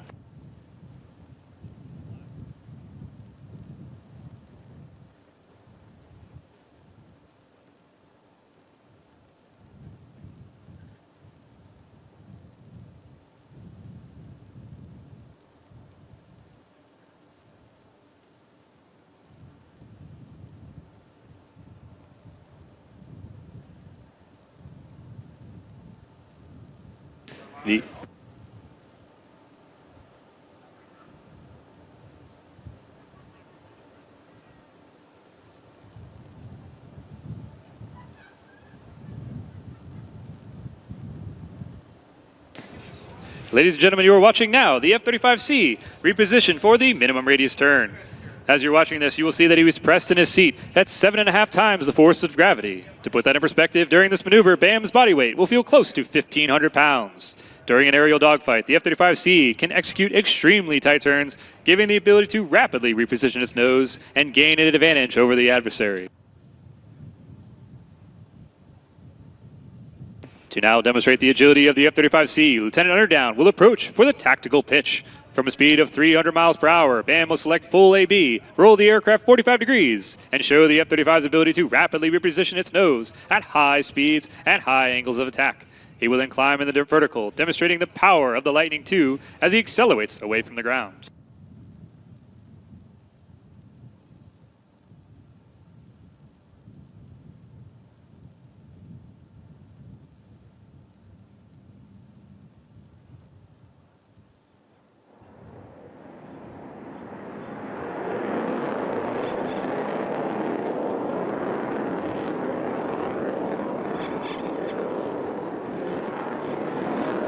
The F-35 will now set up for the high-speed pass, pulling 6 Gs back toward show line. He will then approach show center at 300 feet and 0.95 Mach.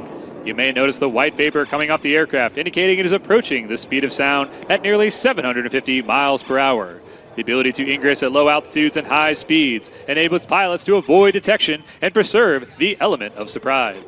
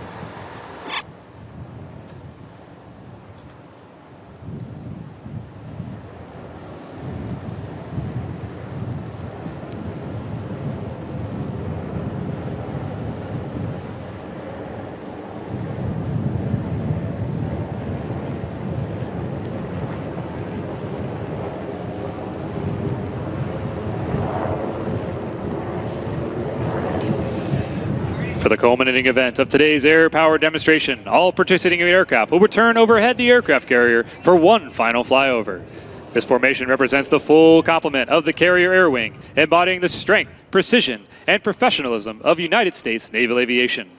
14 war-ready aircraft will thunder across the sky in a disciplined wedge formation, while the MH-60 displays the colors of our nation, a solemn reminder of the freedoms we protect. Each aircraft is a vital instrument of our Navy's formidable warfighting capabilities, combining power, precision, and unwavering resolve. Together, they stand as a shield for America's interest, a testament to our credible deterrence, and if called upon, an overwhelming force.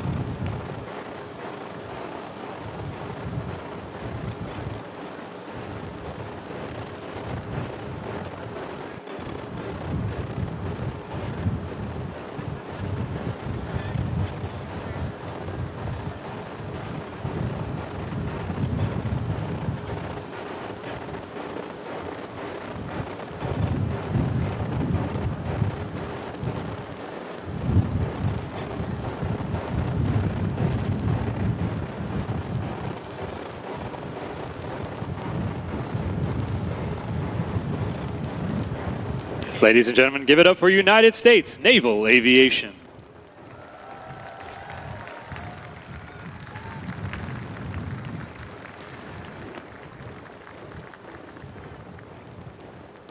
Ladies and gentlemen, as we conclude today's sea power demonstration, we stand united in awe and gratitude for United States Navy, a force forged in the crucible of history and the stalwart defender of American freedom for over 2 centuries. From the daring frigates of the Revolutionary War, which challenged the might of the British Empire, to the steel battleships that secured victory in 2 world wars, from the vigilant silent service of submarines during the Cold War to the swift carrier presence that projects power in today's global arena, the Navy has stood as the unwavering shield of our nation. These waters have been the proving grounds of heroes like John Paul Jones, whose legendary resolve declared, "I have not yet begun to fight." They echo with great valor of the Great White Fleet that carried America's message of strength and diplomacy throughout the globe. They remembered the sacrifice at Midway and Leyte Gulf, where fate and freedom was decided in the open seas and the skies above. Today, as we witness the might and precision of this modern fleet, we honor the generations of sailors who have answered the call to defend liberty and uphold justice. Their courage, skills, and dedication have preserved the peace and prosperity we cherish. To the men and women of the United States Navy, you are the inheritors of this proud legacy, the embodiment of America's promise to stand vigilant and strong against our nation's enemies. We salute your unwavering commitment, your honor, and your sacrifice. May your sails always catch the winds of victory. May your watch be ever steadfast, and may God bless the United States Navy and the United States of America.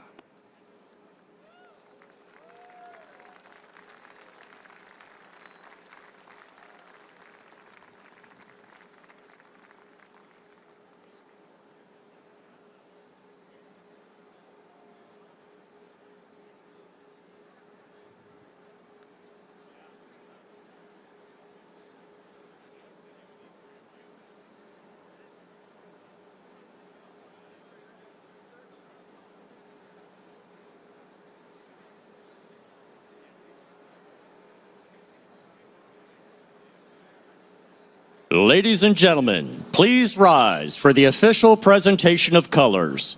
The color guard is represented by members of the Navy Ceremonial Guard.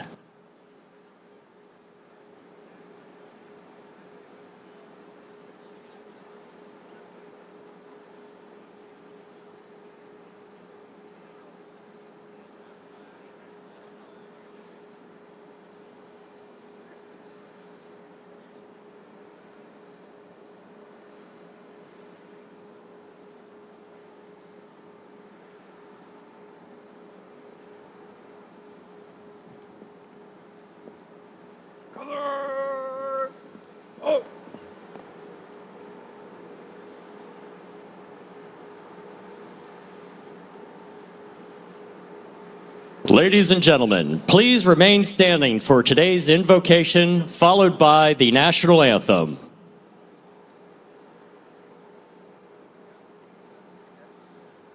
Ladies and gentlemen, please welcome Pastor Rob Hess.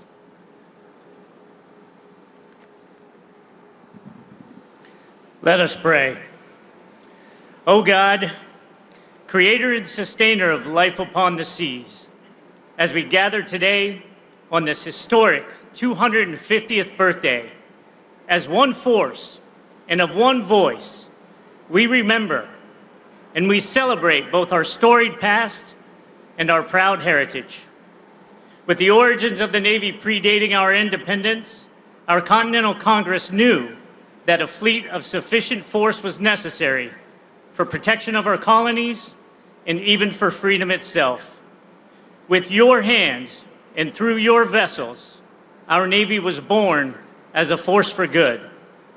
Today, we celebrate one another, sailors and Marines who are the lifeblood of our force and the heart of our birthday celebration. And we are deeply grateful for all our shipmates, past and present, who have thrown themselves upon the sea again and again in the service of our great country and the finest, most powerful Navy and Marine Corps the world has ever seen. May you fill this space now with your divine presence and power as we commemorate this momentous occasion together. May you gird us with toughness and discipline as warfighters, even as we work diligently to deter and passionately to preserve peace through strength.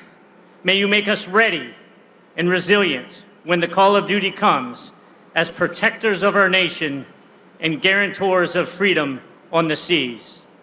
And may you forevermore watch over and bless those who serve upon the sea, above the sea, and under the sea, as we sail towards a bold future together. Amen. Ladies and gentlemen, please welcome Rabbi Yonatan Warren.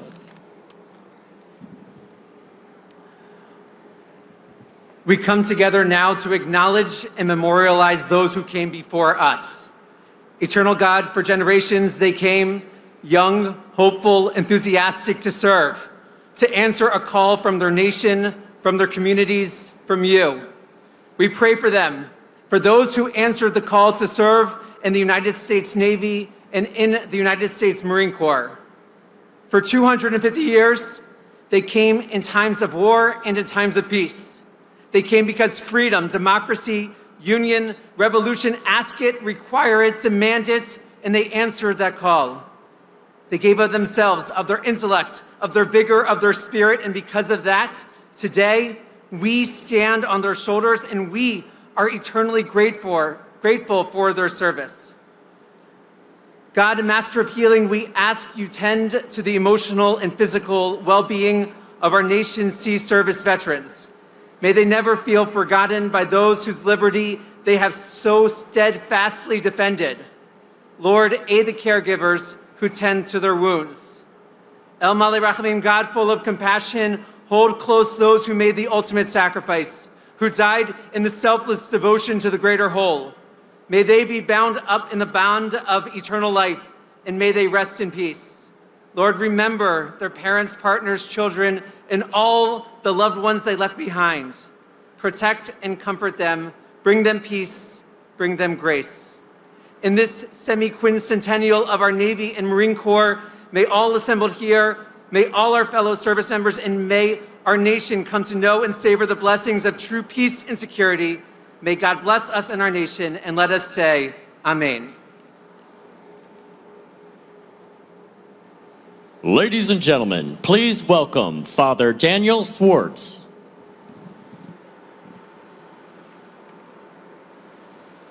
Eternal Father, strong to save, throughout sacred scripture, you have raised men and women and entire peoples to enact your will, never just for themselves, but also for those entrusted to their care. Behind and next to each sailor and Marine are fathers and mothers and brothers and sisters and sons and daughters, families from whom we go out and to whom we return each time we take to the sea and set foot on foreign shores. The gift of life is a precious and sacred act, the holy bond of a family. We ask your blessing upon the families of America who have offered their sons and daughters in the noble service of persevering in the causes of truth, justice, and humanity.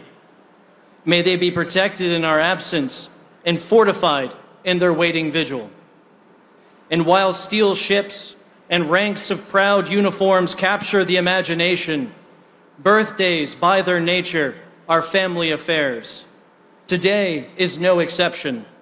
In our celebration of 250 years of naval and marine service, may we persevere in our thankfulness for the families whose sacrifices run parallel to our own. Lord our God, we ask this final grace to remain steadfast in mission, resolute in our character, and devoted to the threefold legacy you have bestowed upon us, which we celebrate today: our families, our fleet, and our great nation. May the good work you have begun in us all be brought to fulfillment. Amen.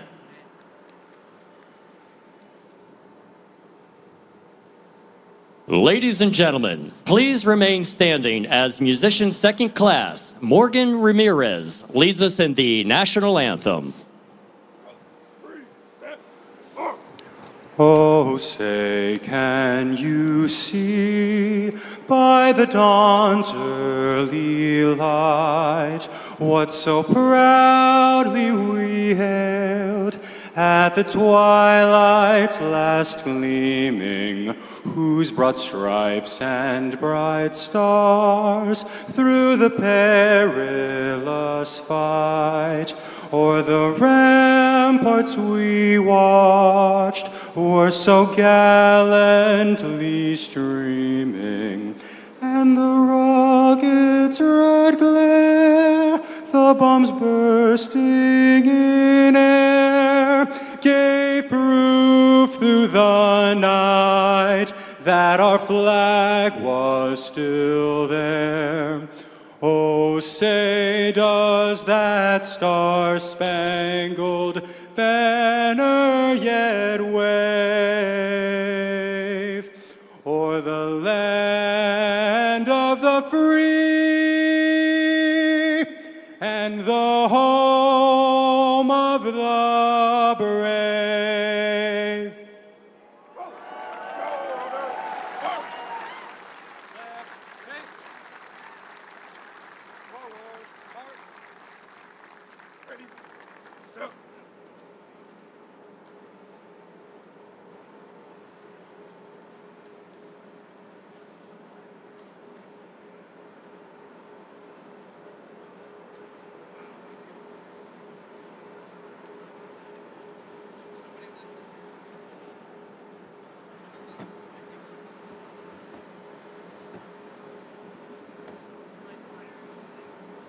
Ladies and gentlemen, please welcome to the stage the Chief of Protocol of the United States, Ambassador Monica Crowley.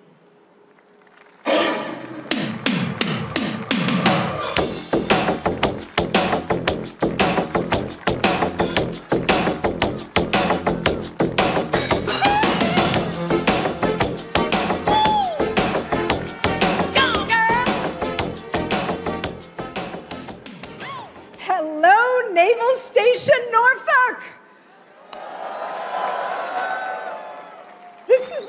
first time here, guys, and this is absolutely awesome. It's such a joy and an honor to be here at the world's largest naval base and home to the U.S. Navy's Fleet Forces Command. Especially today, when we all gather to salute the remarkable first 250 years of our incredible United States Navy.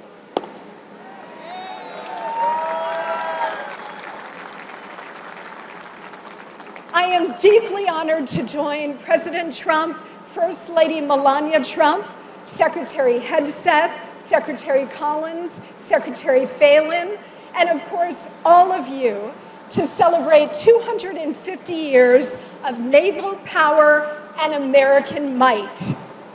The United States Navy has a glorious and storied past of historic victories at sea.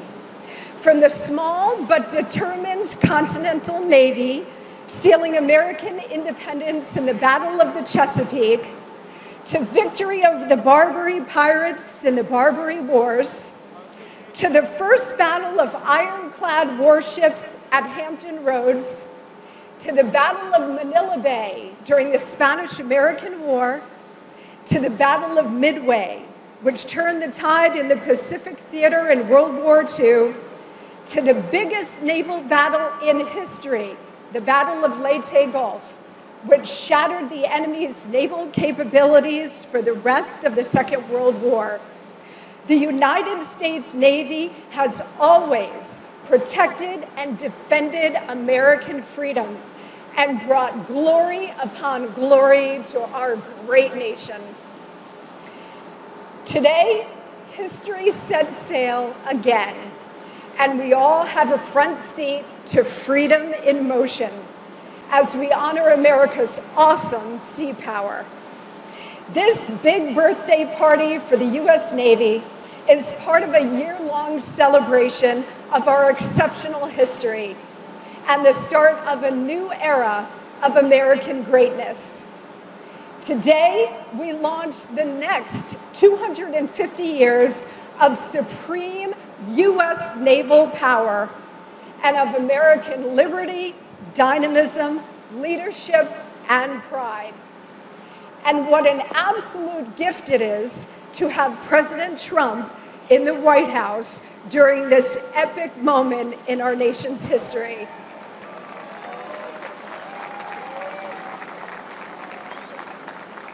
Now, some of us may recall America's bicentennial in 1976, when we were all very, very, very young. One of my earliest memories as a little girl is gathering with my family at the Jersey Shore to celebrate that very special day.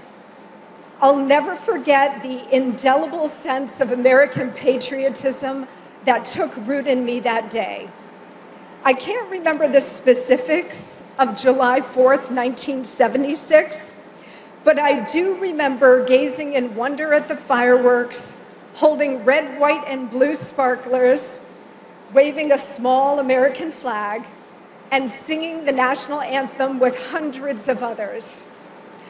Whether or not you remember every detail of that day, you do remember how you felt. Proud to be an American. It is now our privilege to share this experience, this core memory, with the next generation of young Americans from sea to shining sea.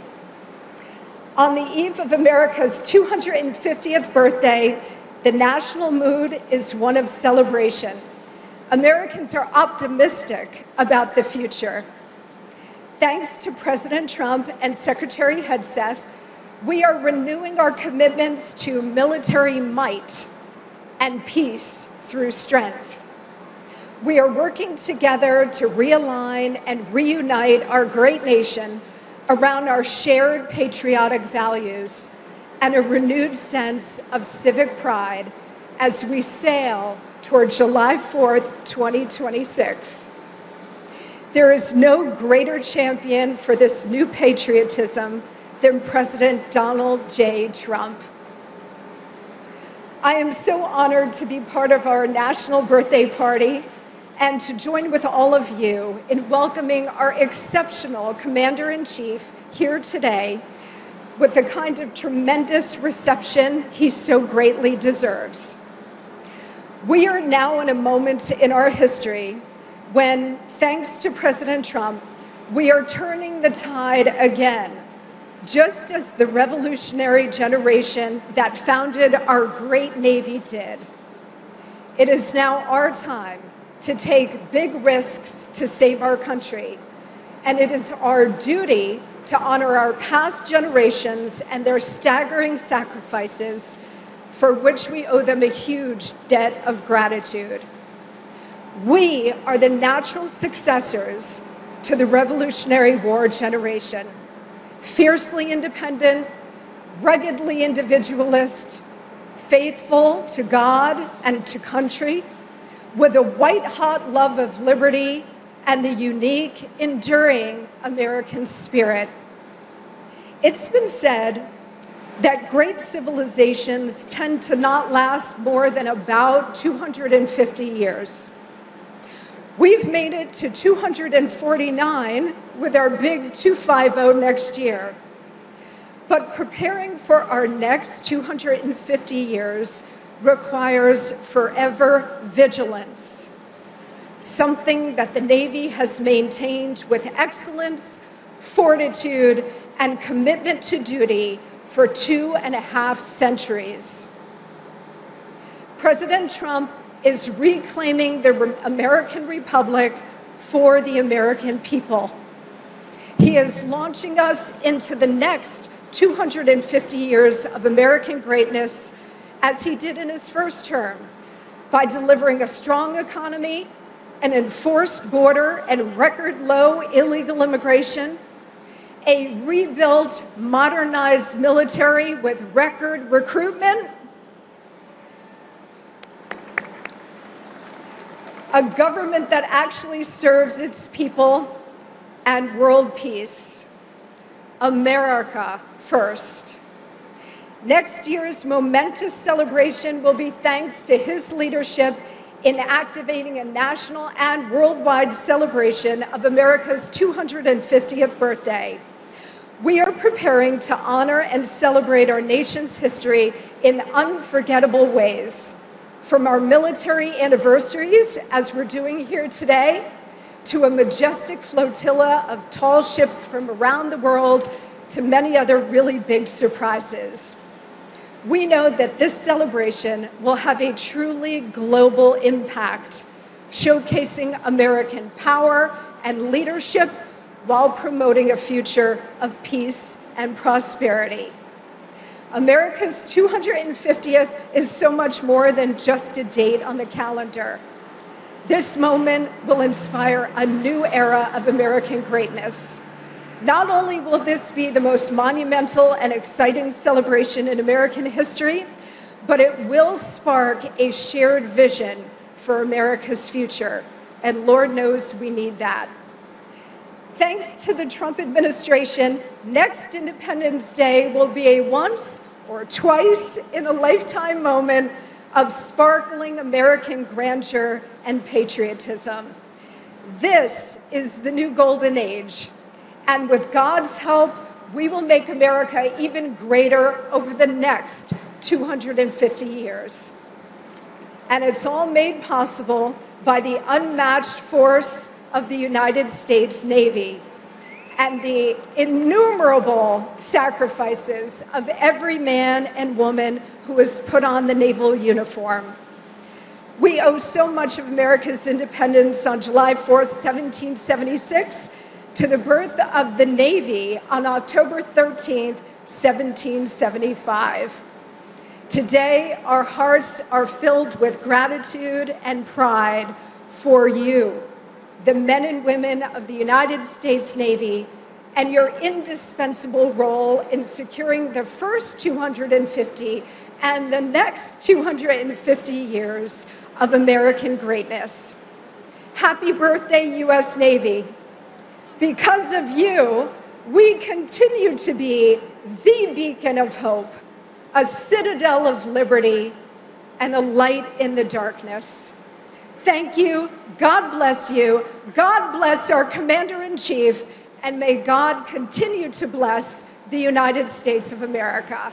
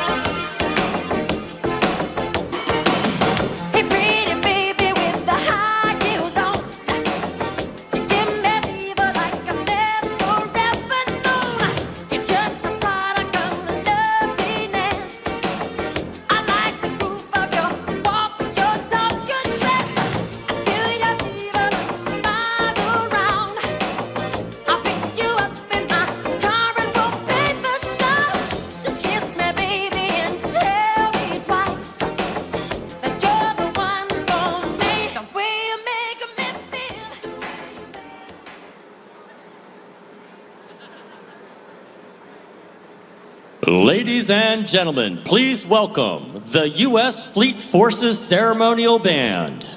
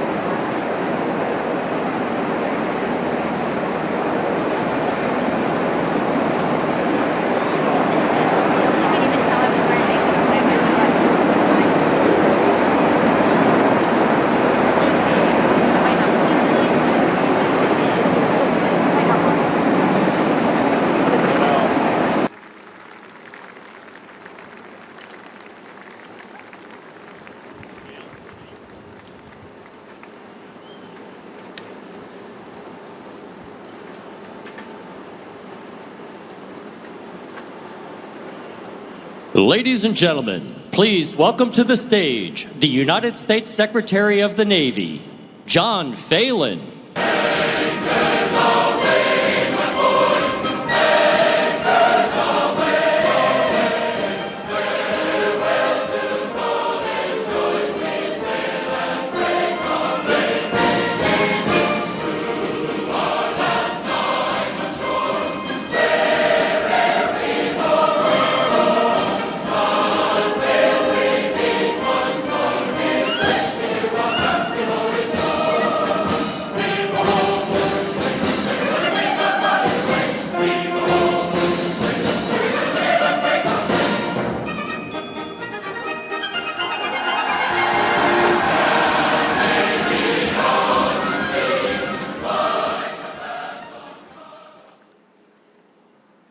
Good afternoon, Mr. President, First Lady. As always, it's great to see you. Mr. President, thank you for your leadership and support of our nation's armed forces. Secretary of War, thank you for your leadership in restoring our focus on the warfighter ethos. Secretary of Veteran Affairs, great to see you today, and thank you for all you do to support our Navy and Marine Corps veterans. CNO, Navy leaders, thank you for ensuring that our Navy and Marine Corps remains the preeminent maritime naval force. Governor, Lieutenant Governor, and members of Congress, thank you for being here today. After seeing today's display of naval power and standing on this pier surrounded by sailors, Marines, family members, and patriotic Americans, all I can say is that was damn impressive. Come on, give them a hand.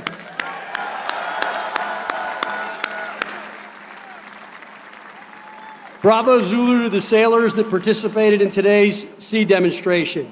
It is the honor and privilege of my lifetime to serve as your 79th Secretary of the Navy, especially as we kick off the Navy's 250th birthday celebrations. Thank you, President Trump, for your trust and confidence in me. Mr. President, your directive is clear: peace through strength, and we are executing it with your one big beautiful bill and your executive order on restoring America's maritime dominance. You've armed us with the authorities, resources, and urgency to modernize the fleet, expand our shipyards, rebuild the skilled workforce, deepen our magazines, and harden the infrastructure that wins wars at sea. 250 years ago, the Continental Congress made a bold bet: who controls the seas controls the future. This was the birth of our Navy, a testament to our historic significance. The Constitution states Congress shall have the power to provide and maintain a Navy. The word maintain means the Navy is intended to be a permanent, continuous institution of national defense and warfare. The founders understood the importance of having a Navy. George Washington, in a letter to the Marquis de Lafayette, wrote, "As certain as night succeeds the day, without a decisive naval force we can do nothing definitive, and with it, everything honorable and glorious." Today, 250 years later, history has proven that to be a superpower, one must be a sea power. Mr. President, your mandate ensures that when the world looks to the seas, it sees an American flag, and behind that flag stands a team that is disciplined, lethal, and dominant. Today, we showed the world what American sea power means: deadly precision, meticulous execution, raw power, and the will to use it. Secretary Hegseth, we are restoring the warrior ethos to this department of the Navy, not by slogan, but by performance. The Truman, right here beside me, sustained more than 50 days of Tomahawk launches and precision airstrikes to degrade Iran-backed Houthi capabilities and protect commercial shipping during Operation Rough Rider. There are many, many missions that we are operating and executing on very well, including choking off cartel cash flows. Between Operation Atlantic and Pacific Watch, we've seized over 450 metric tons of cocaine worth more than $11 billion. These seizures represent lives saved. All these operations show us our fleet is ready to answer the nation's call 24/7, 365. The remarkable success is a testament to the bold vision of President Trump, whose leadership has ignited a renewed sense of patriotism, inserting more Americans to serve. I'm happy to say the Navy broke its recruiting record 4 months early, So help is on the way for the high operating tempo you've been living through. To our Marines standing in the line with us, your grit and discipline give us a fighting force no adversary can match. Warfighters, you are the backbone of this maritime strength, keeping our nation safe and secure and prosperous. You prove every day freedom isn't free. President Trump thanks you. Secretary Hegseth thanks you. I thank you, and your country thanks you. We appreciate the sacrifice you and your families make, and we value your unwavering commitment to the mission. Sea Power is a family business. Your sacrifices are not unnoticed, and they are deeply appreciated. They may wear the uniform, but you share the honor, and we share the pride. God bless you, God bless our Navy and Marine Corps, and God bless the United States of America. Thank you.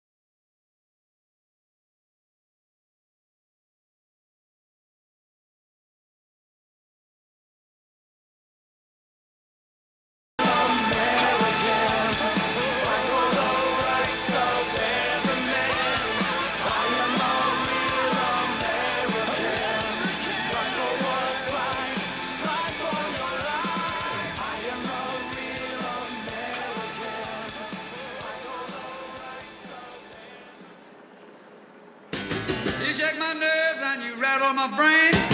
Too much love drives a man insane. You broke my will, oh what a thrill. Goodness, your wreck is just quitting balls of fire. I let you love all I thought it was funny. You came along and you moved me, honey. I changed my mind, love is fine. Goodness gracious, with balls of fire. You're kissing me, baby. Ooh, it feels good. Hold me, baby. Girl, just let me love you like a lover should. You're fine, so kind.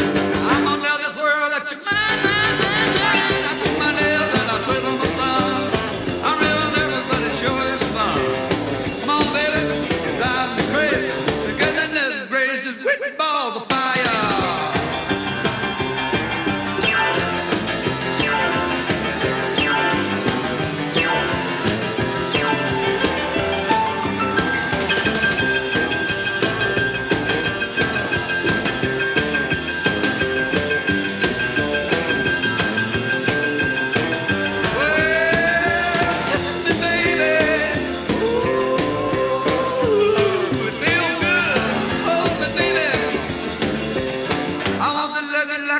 Should. You're fine, so kind. I got to tell this world that you're mine, mine, mine, mine. I treat my nails and I flip on my thumb. I'm real nervous because the show is fun. Come on, baby, drive me crazy. Goodness gracious, with balls of fire.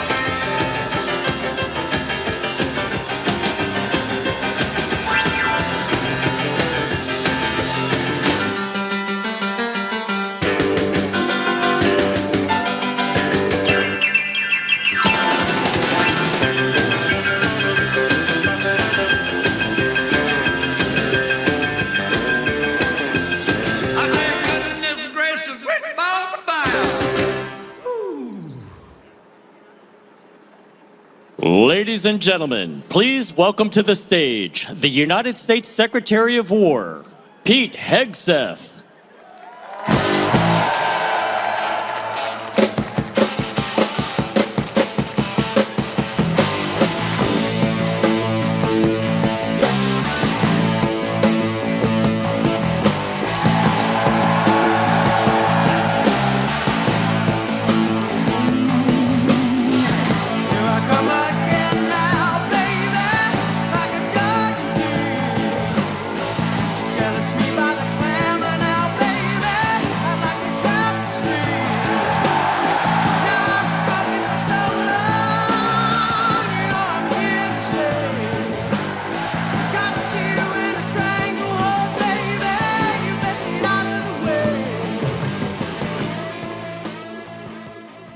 My goodness. Well, good afternoon. How we doing, sailors?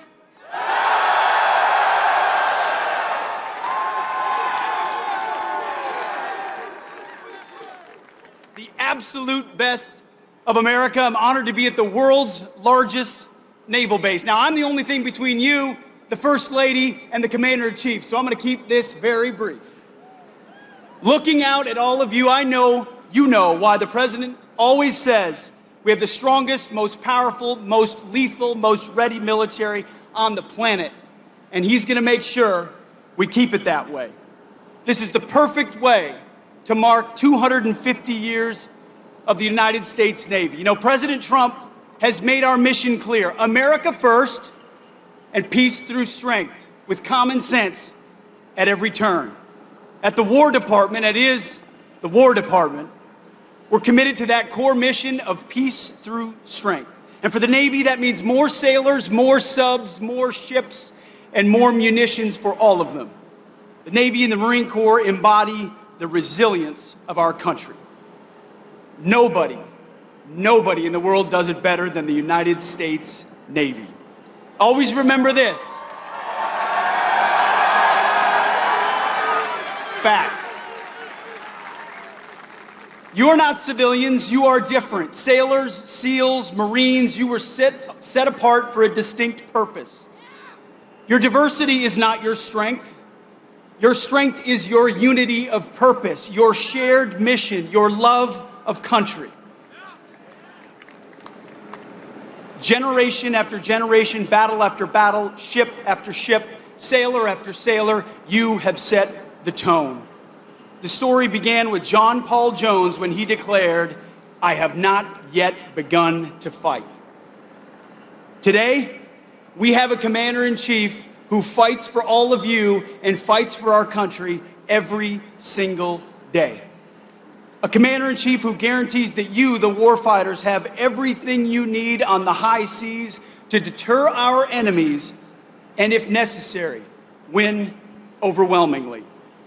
We have a president who appreciates your dedication. He appreciates your service, your sacrifice, and that of your family as well. And as I always tell every service member, every sailor I see, he has your back. So warfighters, on behalf of everyone at the Department of War, thank you. Thank you for your commitment to America's Navy. You stand the watch 250 years later. God bless you. And may God bless our great republic. Godspeed. Thank you.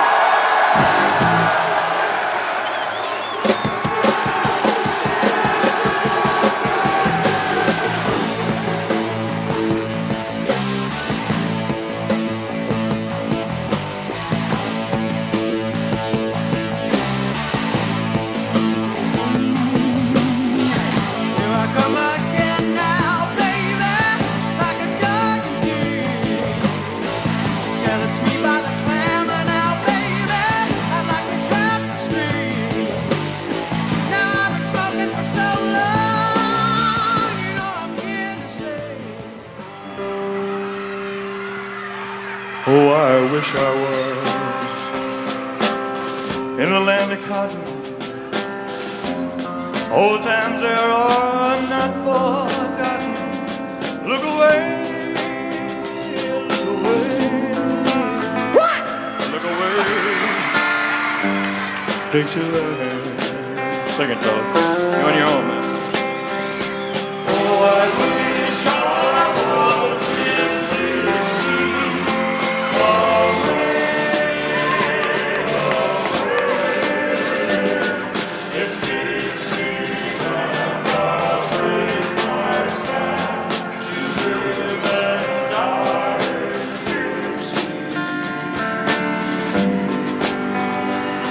For Dixieland, where I was born, early Lord, one frosty morn.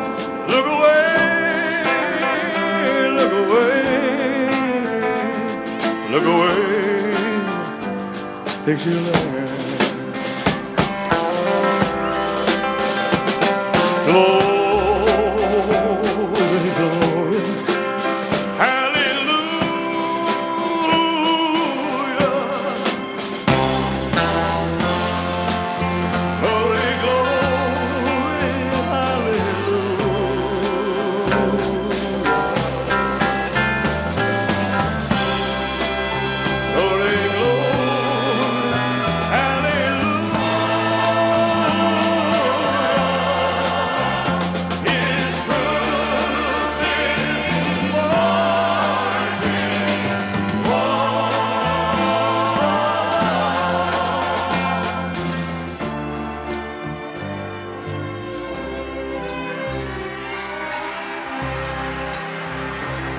so hush, little baby, don't you cry.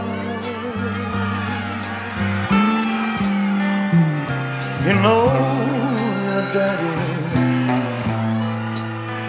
bound to die, but all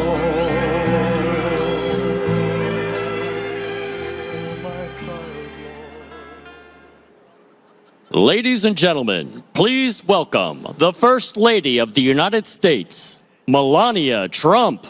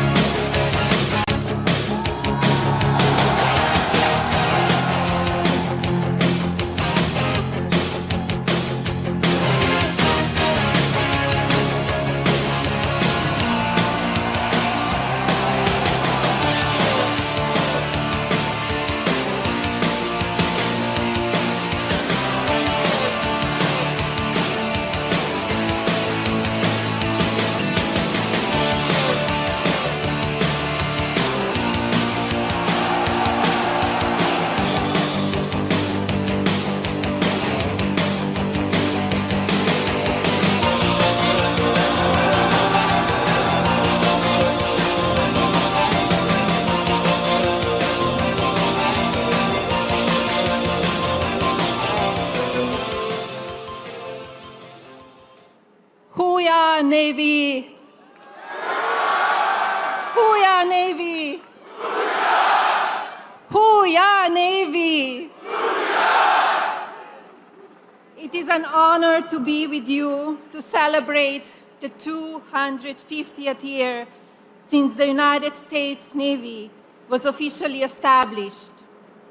Generations of sailors have kept America free because of their presence on the high seas. Your strength, bravery, and sacrifice inspires us all. The President and I just attended an extraordinary demonstration, an inspiring display of skills that reflects the very best of our Navy. For me, it brought back fond memories of my visit to the USS George H.W. Bush in 2018. I will always remember the pride and professionalism of the sailors I met on that vessel. I witnessed the enduring spirit of America's Navy, which propels every mission and lives on to every sailor who serves. Now, it is my privilege to introduce someone who holds our military close to his heart, not only as the Commander-in-Chief, but as a proud American who believes deeply in the men and women who wear the uniform. Please join me in welcoming my husband, the 45th and 47th President of the United States, Donald J. Trump.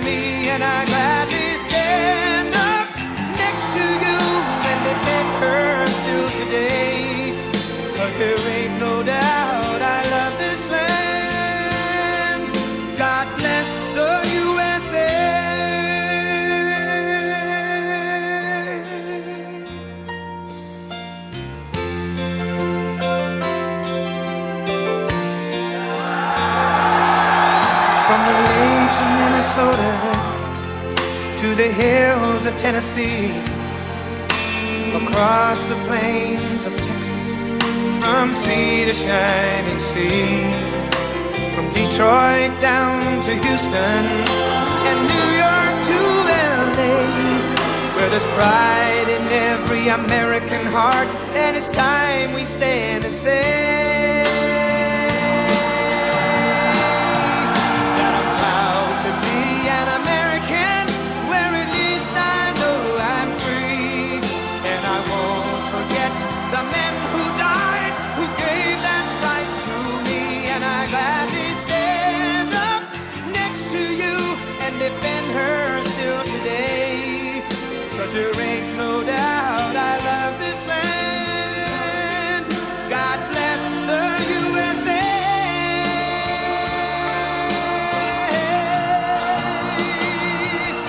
And I'm proud to be an American, where at least I know I'm free, and I won't forget the men who died, who gave that right to me, and I gladly stand up next to you and defend her still today, 'cause there ain't no doubt I love this land.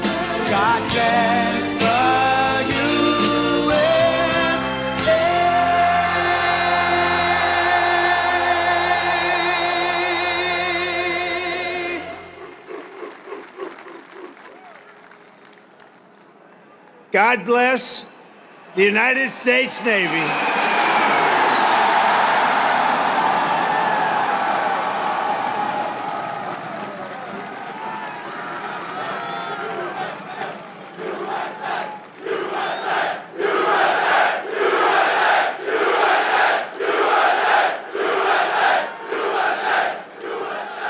Well, that was good timing, wasn't it? Huh? We had to get that right.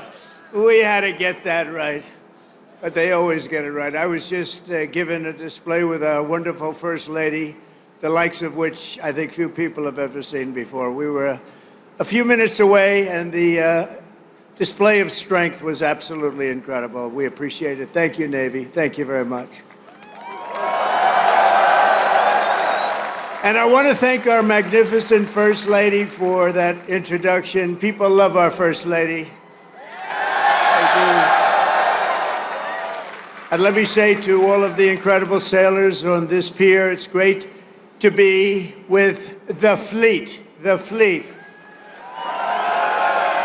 And let's also give a very special thanks to the shipmates who put on that spectacular display of Navy dominance. And that's what it was dominance. And bravo, Zulu. You know what that is? Bravo, Zulu. You know, a lot of people don't. That it's a true honor to be here with the thousands of our nation's finest sailors at the largest naval facility in the entire world. It's the largest, and I would say more importantly, it's the best, okay? It's both the Norfolk Naval Base. Thank you very much. The largest, and it's the best. We're gathered on this storied waterfront to celebrate 250 years of strength, tenacity, and unwavering courage by the greatest fighting force even. And that's true. No matter where you go, no matter where you go, no matter what you even think about, there's nothing like the fighting force that we have. Roam the seas. It's called the United States Navy, and there's nothing in the world like it. Nothing, not even close. You read stories, they don't have it. Let me tell you, we check it closely. We check it closely. Docked beside us today are a combined 150,000 tons of pure American naval supremacy, and two colossal reasons why no one should ever want to start a fight with the USA. They won't fight. We're putting out a lot of fights, so do you see that? We're going to be close to number 8. Number 8. We don't want to send you into battle unless it's necessary, right? We're putting out a lot of fires. Maybe some of you will be angry. You'll say, what's he doing? We want to fight. You know what? If we can solve them the way I'm solving them, we solve 7. We have another one that's taken 3,000 years, and we're pretty close, but I don't want to talk about it until it's done. But let's give a big round of applause to the men and women of the majestic USS Kearsarge. Thank you. And let's hear it for the sailors of the USS Harry S. Truman.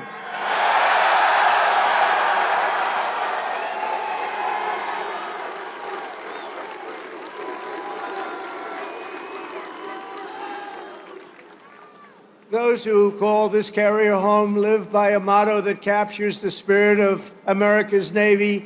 It's very simple. The words, give 'em hell, and we do give 'em hell. For 2.5 centuries, that is what every generation of American sailors have done. You've conquered raging oceans and braved ferocious storms to vanquish America's enemies on the high seas and distant shores. You've beaten mighty warships into twisted wrecks of steel. You've splintered vast armadas and sent the mangled pride of empire sinking into oblivion. You've surged the waters thick and danger, blood, brine, and through it all, the United States Navy has kept the stars and stripes soaring high and proud above those big, magnificent waves. You love doing it, too. There's not a thing in the world that you'd rather do, is there? Is there? No. I like your life better than mine, I have to be honest with you. Sailing on those beautiful waters all the time, you're so lucky. Because the American sailor never quits, never fails, and never, ever lets us down. They've never let us down. Thank you, fellas. Thank you. And we're honored to be joined today by service members representing every part of this great naval tradition. Our incredible surface warriors are the reason America's enemies tremble at the sight of a Navy ship haze gray or underway. The instant U.S. carrier, cruiser, or destroyer breaks across the horizon, every tyrant and adversary on the planet knows their choice is very simple. It's leave America in peace or be blown up in fire and fury never seen before. All over the world, people know of the skill, nerve, swagger, and sheer attitude of the boldest and most daring pilots on the sea, the U.S. naval aviators, and I just got to witness it with Melania. They land screaming jets on pitching decks in the dark of night with no room for error. There's no room for error. The greatest pilots in the world.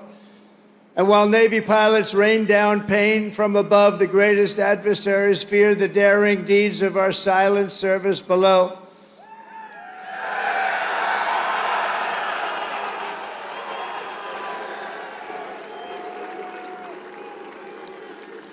They prowl and strike from crushing depths, unseen, undetected, and unstoppable.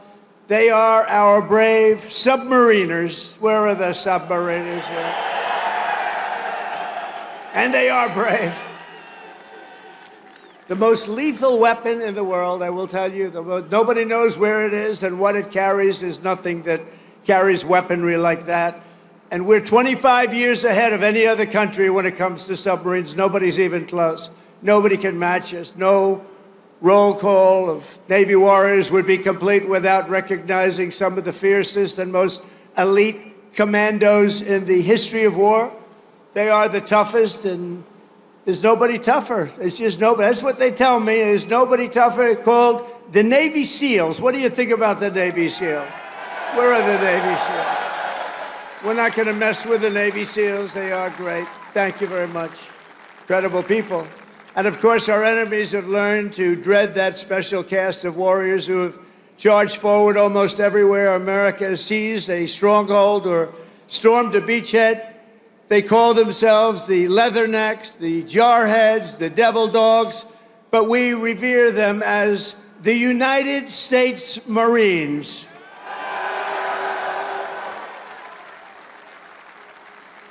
Incredible people. Incredible people. With us today are some of those who have led these exceptional men and women. They've led them like nobody else. And I'll tell you, a person I'm very, very proud of, he has stepped up and he's hitting home run after home run. They love him. I want to introduce again a man who's just exceptional. I'm so happy with this choice. Secretary of War, Pete Hegseth. Thank you, Pete. Doing a job. I said, Pete, what do you think? You know, we used to call it Secretary of War, the Department of War, the War Department. Now we call it Defense. And I don't know, would you ever want to, you know, we won World War I. We won World War II. We won everything in between. We won everything before. And all of a sudden, they decide to change the name. They went woke then, too, you know. Woke is a long-term word. I said, what do you think about changing it to the Department of War? He said, I love it, sir. And that was about the end of it, right? That was the end of it. Thank you, Pete. Great job. He's a great leader. Also, Secretary of the Navy, a very, very successful man. He gave it all up to do this, and we're designing more ships. We have more ships being built shortly. We're going to have more great ships being built than we've ever had being built in the history of the Navy. John Phelan. John, thank you. Great job, John. He made a lot of money in the private sector, and I said, you want to do this, John? We need a lot of ships, so we need them fast. And he said, I want to do it. He gave up a lot, gave up everything to do this. But he's loving it, and he's doing a fantastic job. Chief of Naval Operations, Admiral Darrell Caudle. Admiral, thank you. Great job. Rear Admiral Gavin Duff.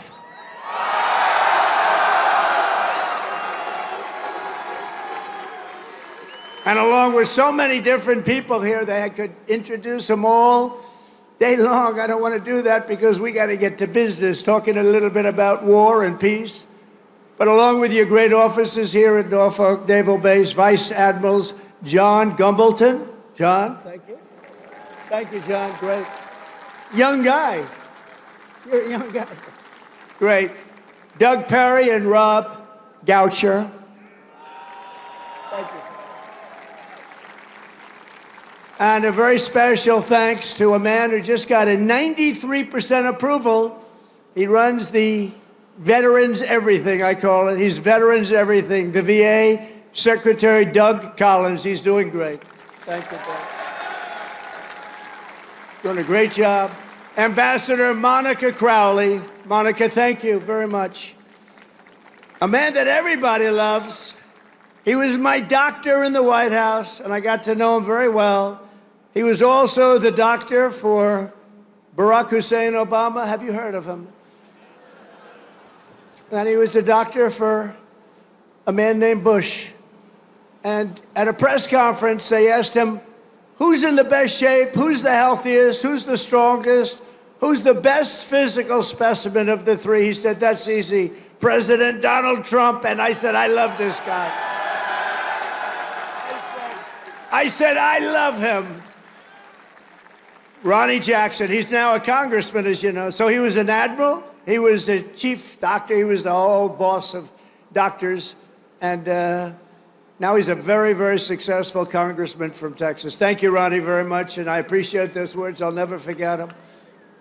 Jen Kiggins. Jen, thank you. John McGuire. Rob Whitman. Dan Crenshaw, Derek Van Orden. These are unbelievable, talented people that are with me, and they fight. Thank you very much, fellas. Thank you. Thank you very much, darling. These are great Congress. I say Congress warriors. That's what you have to be today to be in Congress if you're going to make it.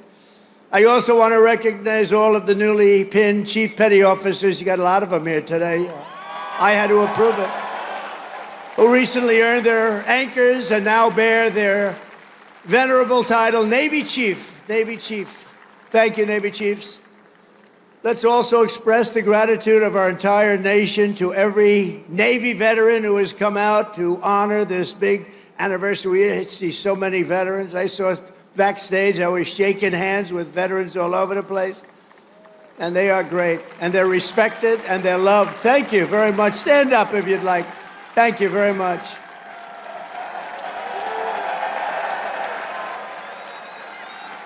They're really loved. I saw it backstage. I saw so many veterans, and my hand will never be the same. Thank you very much. A great honor. And a very special thanks to the countless Navy families who support our sailors with such love and devotion. None of what are, and think of this, without them, you wouldn't be celebrating today. Many of you would not be doing very well. Male or female, you wouldn't be doing very well. So we want to thank our family members, right? All of them. Parents, husbands, wives. Thank you. Thank you very much. From the American Revolution until today, the story of the U.S. Navy is a tale of loyalty, sacrifice, and commitment stretching back 250 years. So we're celebrating 250. I almost thought I wouldn't get to do that because I was president in 2016, and then they rigged the election on me. And then we caught them, didn't we? We caught them, but you know, we had to run it again. I ran it again, and I got 250, and I got the World Cup, and I got the Olympics. Can you believe all of it? In my first term, I was the one that got the Olympics. I was the one that got the World Cup. And I said, you know, the sad part is, maybe I'll go, maybe I won't even be invited because it won't be during my term. I would say, if we're a Democrat, I might not be invited. They don't love me exactly too much. And then when this happened, now all of a sudden they got all three. But you know what's the most important? 250 years is the most important, above World Cup, above Olympic. But we got them all coming. And on June 14th, next year, we're going to have a big UFC fight at the White House, right at the White House, on the grounds of the White House.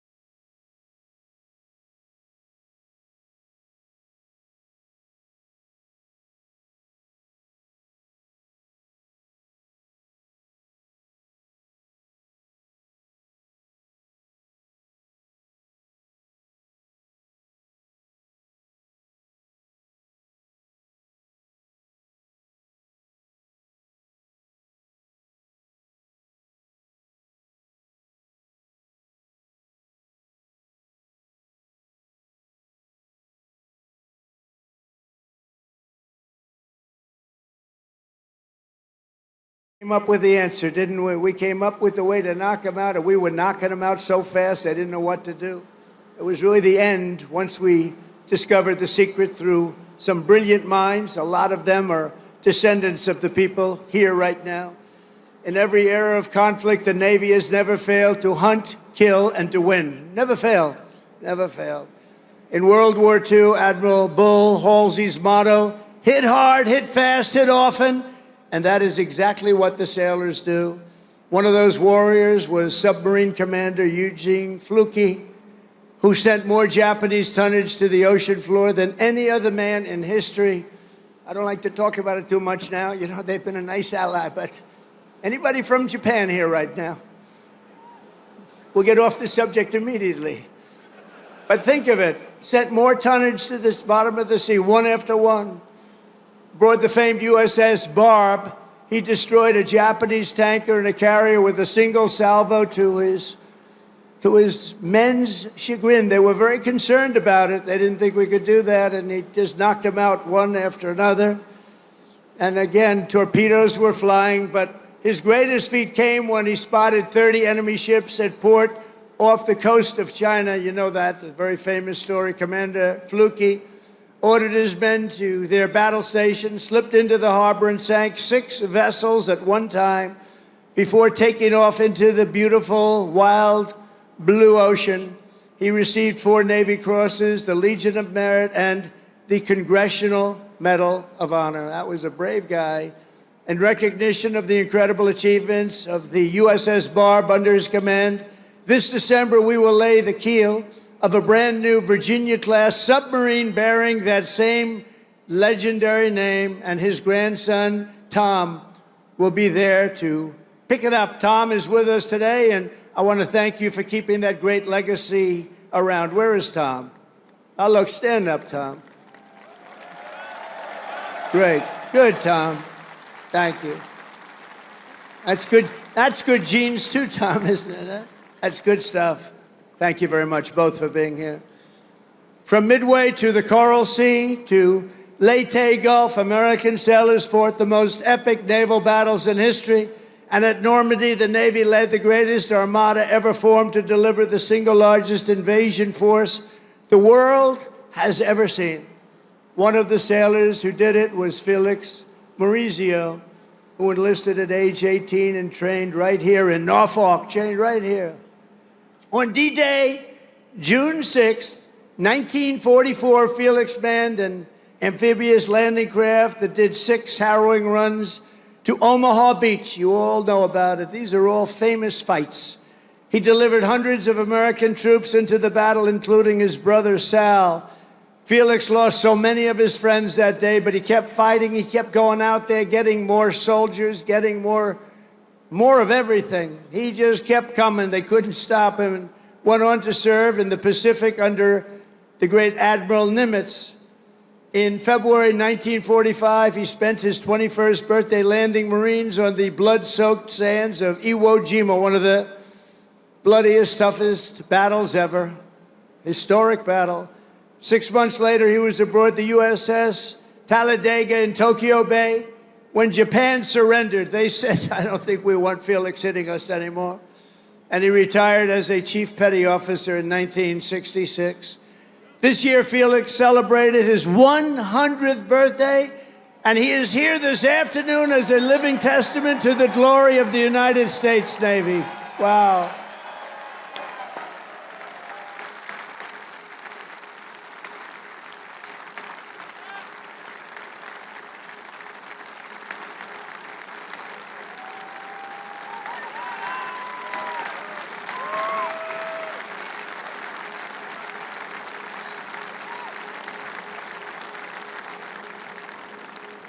That's great.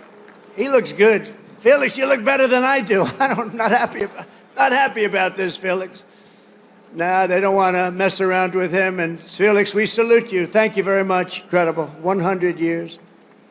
In Korea, American sailors and Marines carried out the daring landing in Incheon and flew more than 250,000 combat sorties against the enemy. It was an amazing effort. In Vietnam, the Navy unleashed Operation Rolling Thunder and deployed a brand new unit, the Navy SEALs, to tear up Mekong River Delta.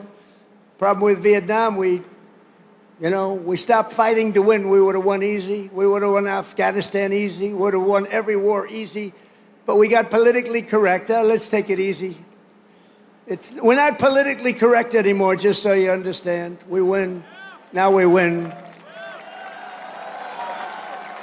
We don't want to be politically correct anymore.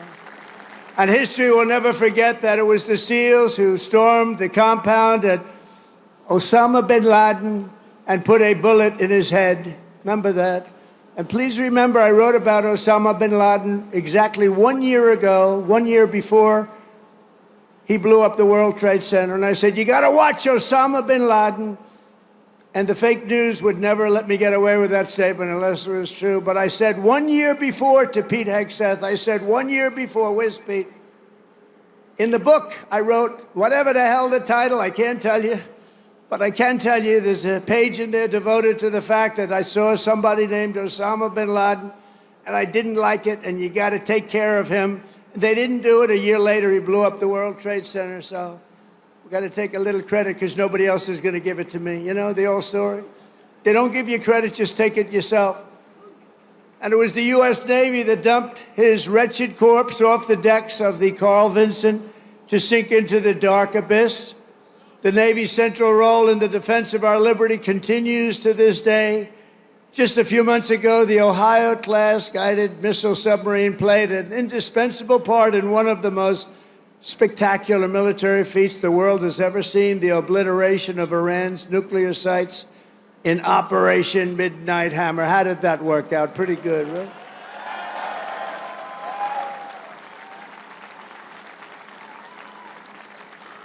And we shot 30 Tomahawks, you know that. On top of, after the B-2, how about that? The B-2s, what they did, those beautiful flying wings, what they did, they hit every single target they hit. And just in case, we shot 30 Tomahawks out of a submarine, every one of them hit too. So I would say Iran was not particularly thrilled. They were going to have a nuclear weapon within a month. And now they can start the operation all over again, but I hope they don't, because we'll have to take care of that too if they do. I let them know that. You want to do that, it's fine, but we're going to take care of that, and we're not going to wait so long. It should have been done long before I came along. You know that I had the pilots of the B-2s in my office, the famous Oval Office. I had them in the B-2s. They came in to the White House, and we talked about it. They said, you know, sir, for 22 years, our predecessors and us trained for that hit. For 22 years, they were training to take out the nuclear potential of Iran. He said, but it was only when you came along that we did it. And they were so happy that they did it. But they've been training for that hit for 22 years, but no president wanted to do it. They would have had a nuclear weapon within a month, probably within a month or shortly thereafter. And speaking to them would have been much more difficult. In recent weeks, the Navy has supported our mission to blow the cartel terrorists the hell out of the water. You see that?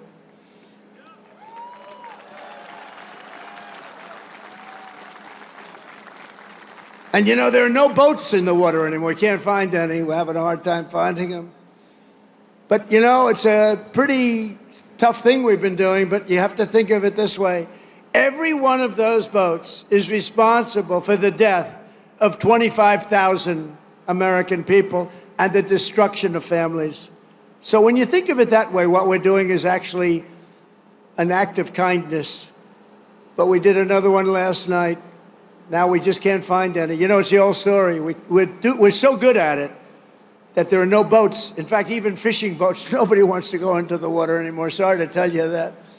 But it's, we're stopping drugs coming into America, if that's okay. We're stopping drugs at a level that nobody's ever seen before.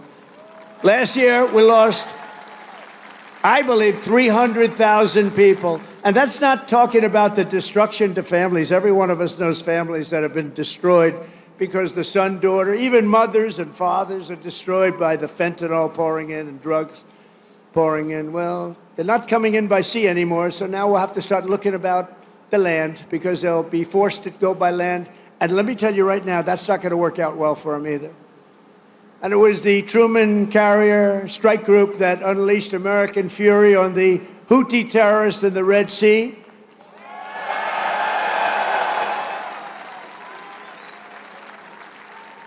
And as you know, they settled. But they settled because they made the statement to us, we've never been hit like that ever before. And earlier this year, conducted the single largest airstrike from an American carrier in history. That was the largest ever. I want to express my personal thanks to every single sailor who contributed to these phenomenal victories. We only know victory. We're only going to know victory.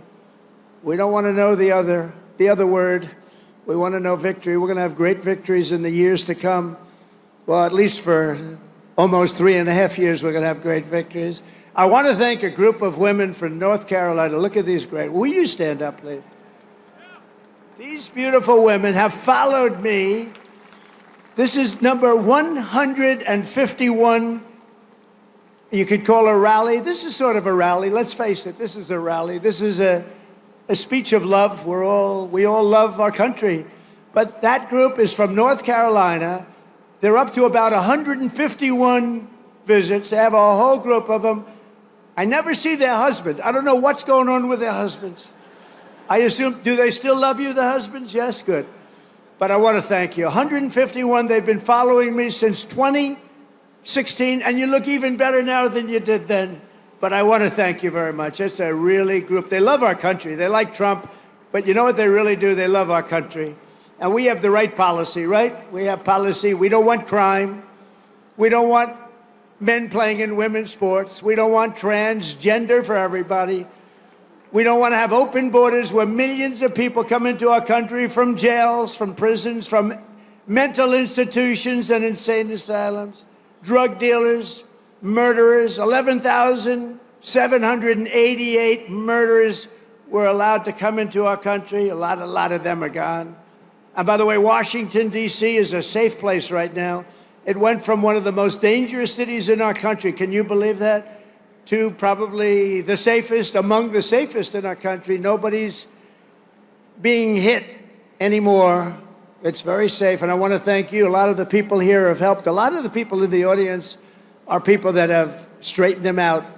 It took 12 days, think of that. Now we're in Memphis. We're doing the same thing in Memphis, and we're going to Chicago. You know, we have a governor that thinks it's wonderful when 50 people in a short period of time were murdered in Chicago.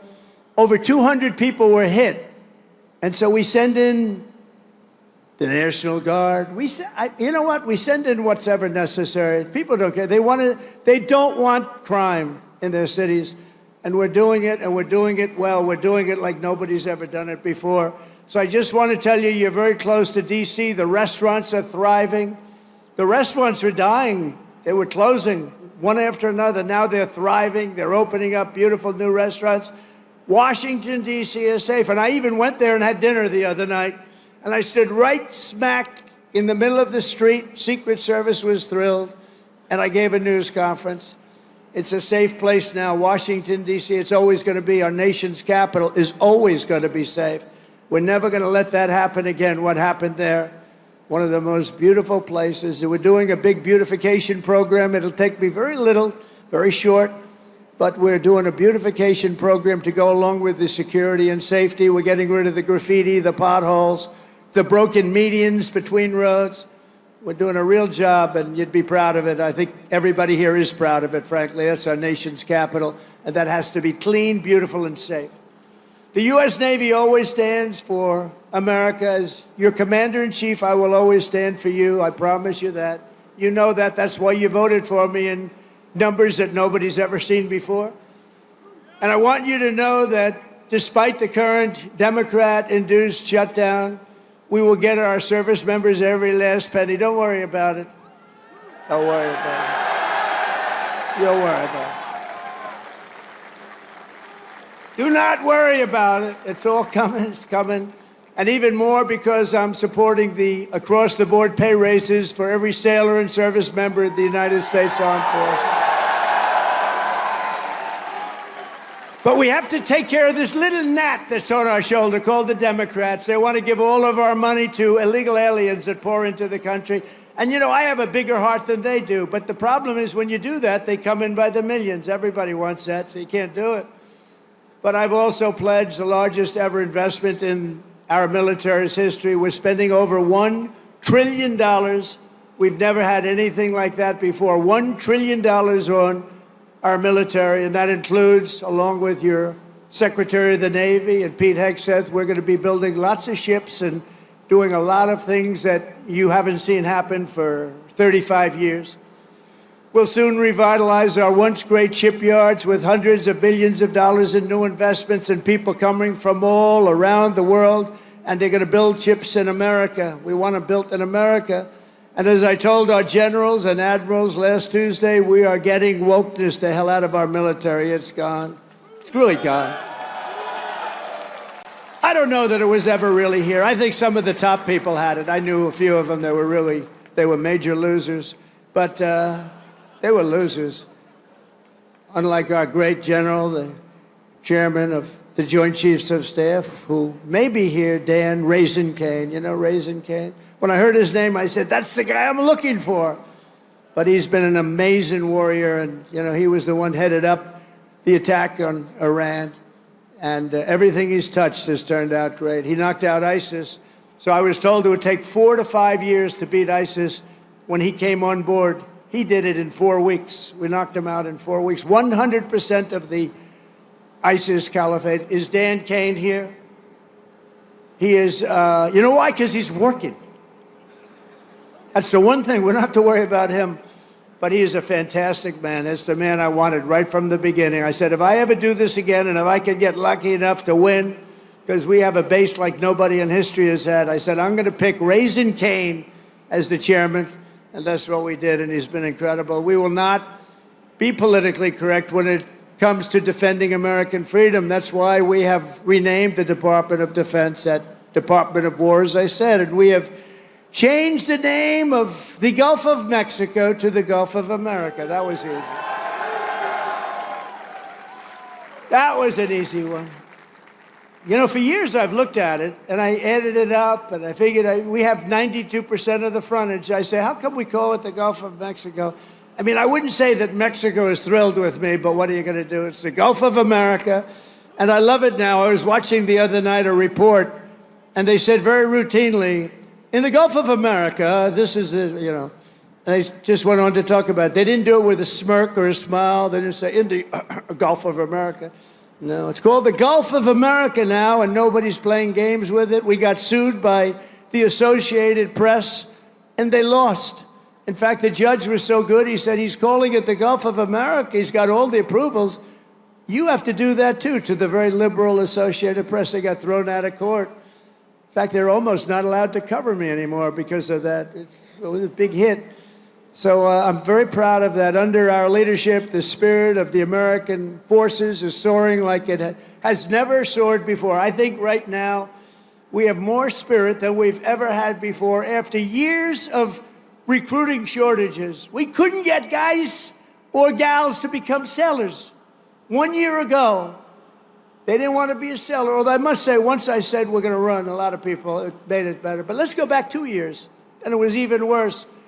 Because there was no hope. We had this horrible, horrible president who had no clue what the hell was happening. The chances of him walking down those stairs successfully were not good. And I have to be careful, because one day I'm going to probably fall. No, the North Carolina women said that will never happen to you. I always say, walk down the steps nice and slow. You ever notice I do nice? I don't have to bop down the stairs. Walk nice and slowly.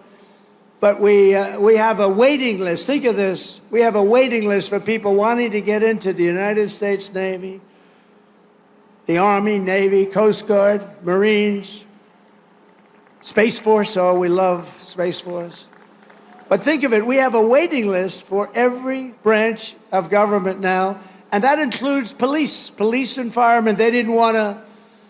Nobody wanted to be a policeman. Now they want to be a policeman. Now they want to be in the Navy. They want to be in the Air Force so badly. The Marines, the Army, they want to be in all of it. They love Space Force. I love Space Force because I created Space Force. That was my thing. Then it's going to turn out to be one of the most important. But 1 year ago, our country was dead. We had a dead country. People say, sir, you shouldn't say that. It's too strong. It's withdrawal. We had a dead country, and today we have the hottest country anywhere in the world by far. 1 year, think of it. 1 year ago, we were dead. The king of Saudi Arabia said to me, President, 1 year ago, we thought we lost America. We thought it was a dead country. And now you have the hottest country anywhere in the world. He said that. I use this term. And I'm pleased to say that 2025 was the Navy's single best recruiting year ever. Not bad. So you went from those embarrassing headlines of a year ago. Think of it. Nobody wants to go into the Navy. How does that make you feel? Now you have a different problem. You know what the problem is? Everybody wants your job. I like that better, right? No, but nobody's going to take your job. You were with us when it was not as nice. It wasn't as nice. Those are the people I like the best, too. The people that were with me when it wasn't looking so good, like these ladies from North Carolina, they were with me when it wasn't looking that good. A lot of fake scandals were created, all fake. One of those eager new recruits is 18-year-old Aiden Rollins, a recruit like I'm so proud of. Aiden's father was a sailor, his grandfather was a sailor, and after 4 years of Navy ROTC, it is Aiden's turn to carry on that tradition. When he enlisted in April, his father, Daniel, a Navy veteran, was so inspired that he decided to re-enlist too. Wow. I'm delighted to say that father and son are here with us today representing the future of this great fleet. Please, Aiden and your father, please stand up. Wow.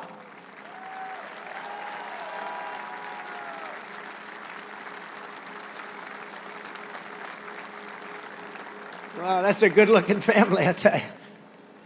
Thank you both. That's a great story. Beautiful. Your father looks pretty young, Aiden. I mean, he's a young-looking guy. Every sailor, aviator, submariner, and shipmate in the Navy inherits a tradition of excellence and daring, power and glory unmatched in the long saga of mankind's voyage on the sea. From that first ship, the schooner Hannah, to the awesome sight of a modern carrier battle group underway, the U.S. Navy has always been the iron will of a proud and mighty nation pushing forward through the currents and over those big, beautiful waves, through the spray of raging combat and the fog of naval war. America's sailors have proven time and again that our Navy does just the best job there is. Anything having to do with sailing the oceans, there's nobody to compete. We own the skies, we stalk the depths, and we rule the seas like nobody has ever ruled the seas. From Boston Harbor to Hampton Roads, from the Philippine Sea to the Red Sea, from the Guadalcanal to the vast, great Atlantic Ocean. Our sailors have seized triumph upon triumph. We don't know anything about defeat. We heaped honor upon honor and carved greatness and splendor into the pages of history. We only talk about the Navy and only use that word, splendor.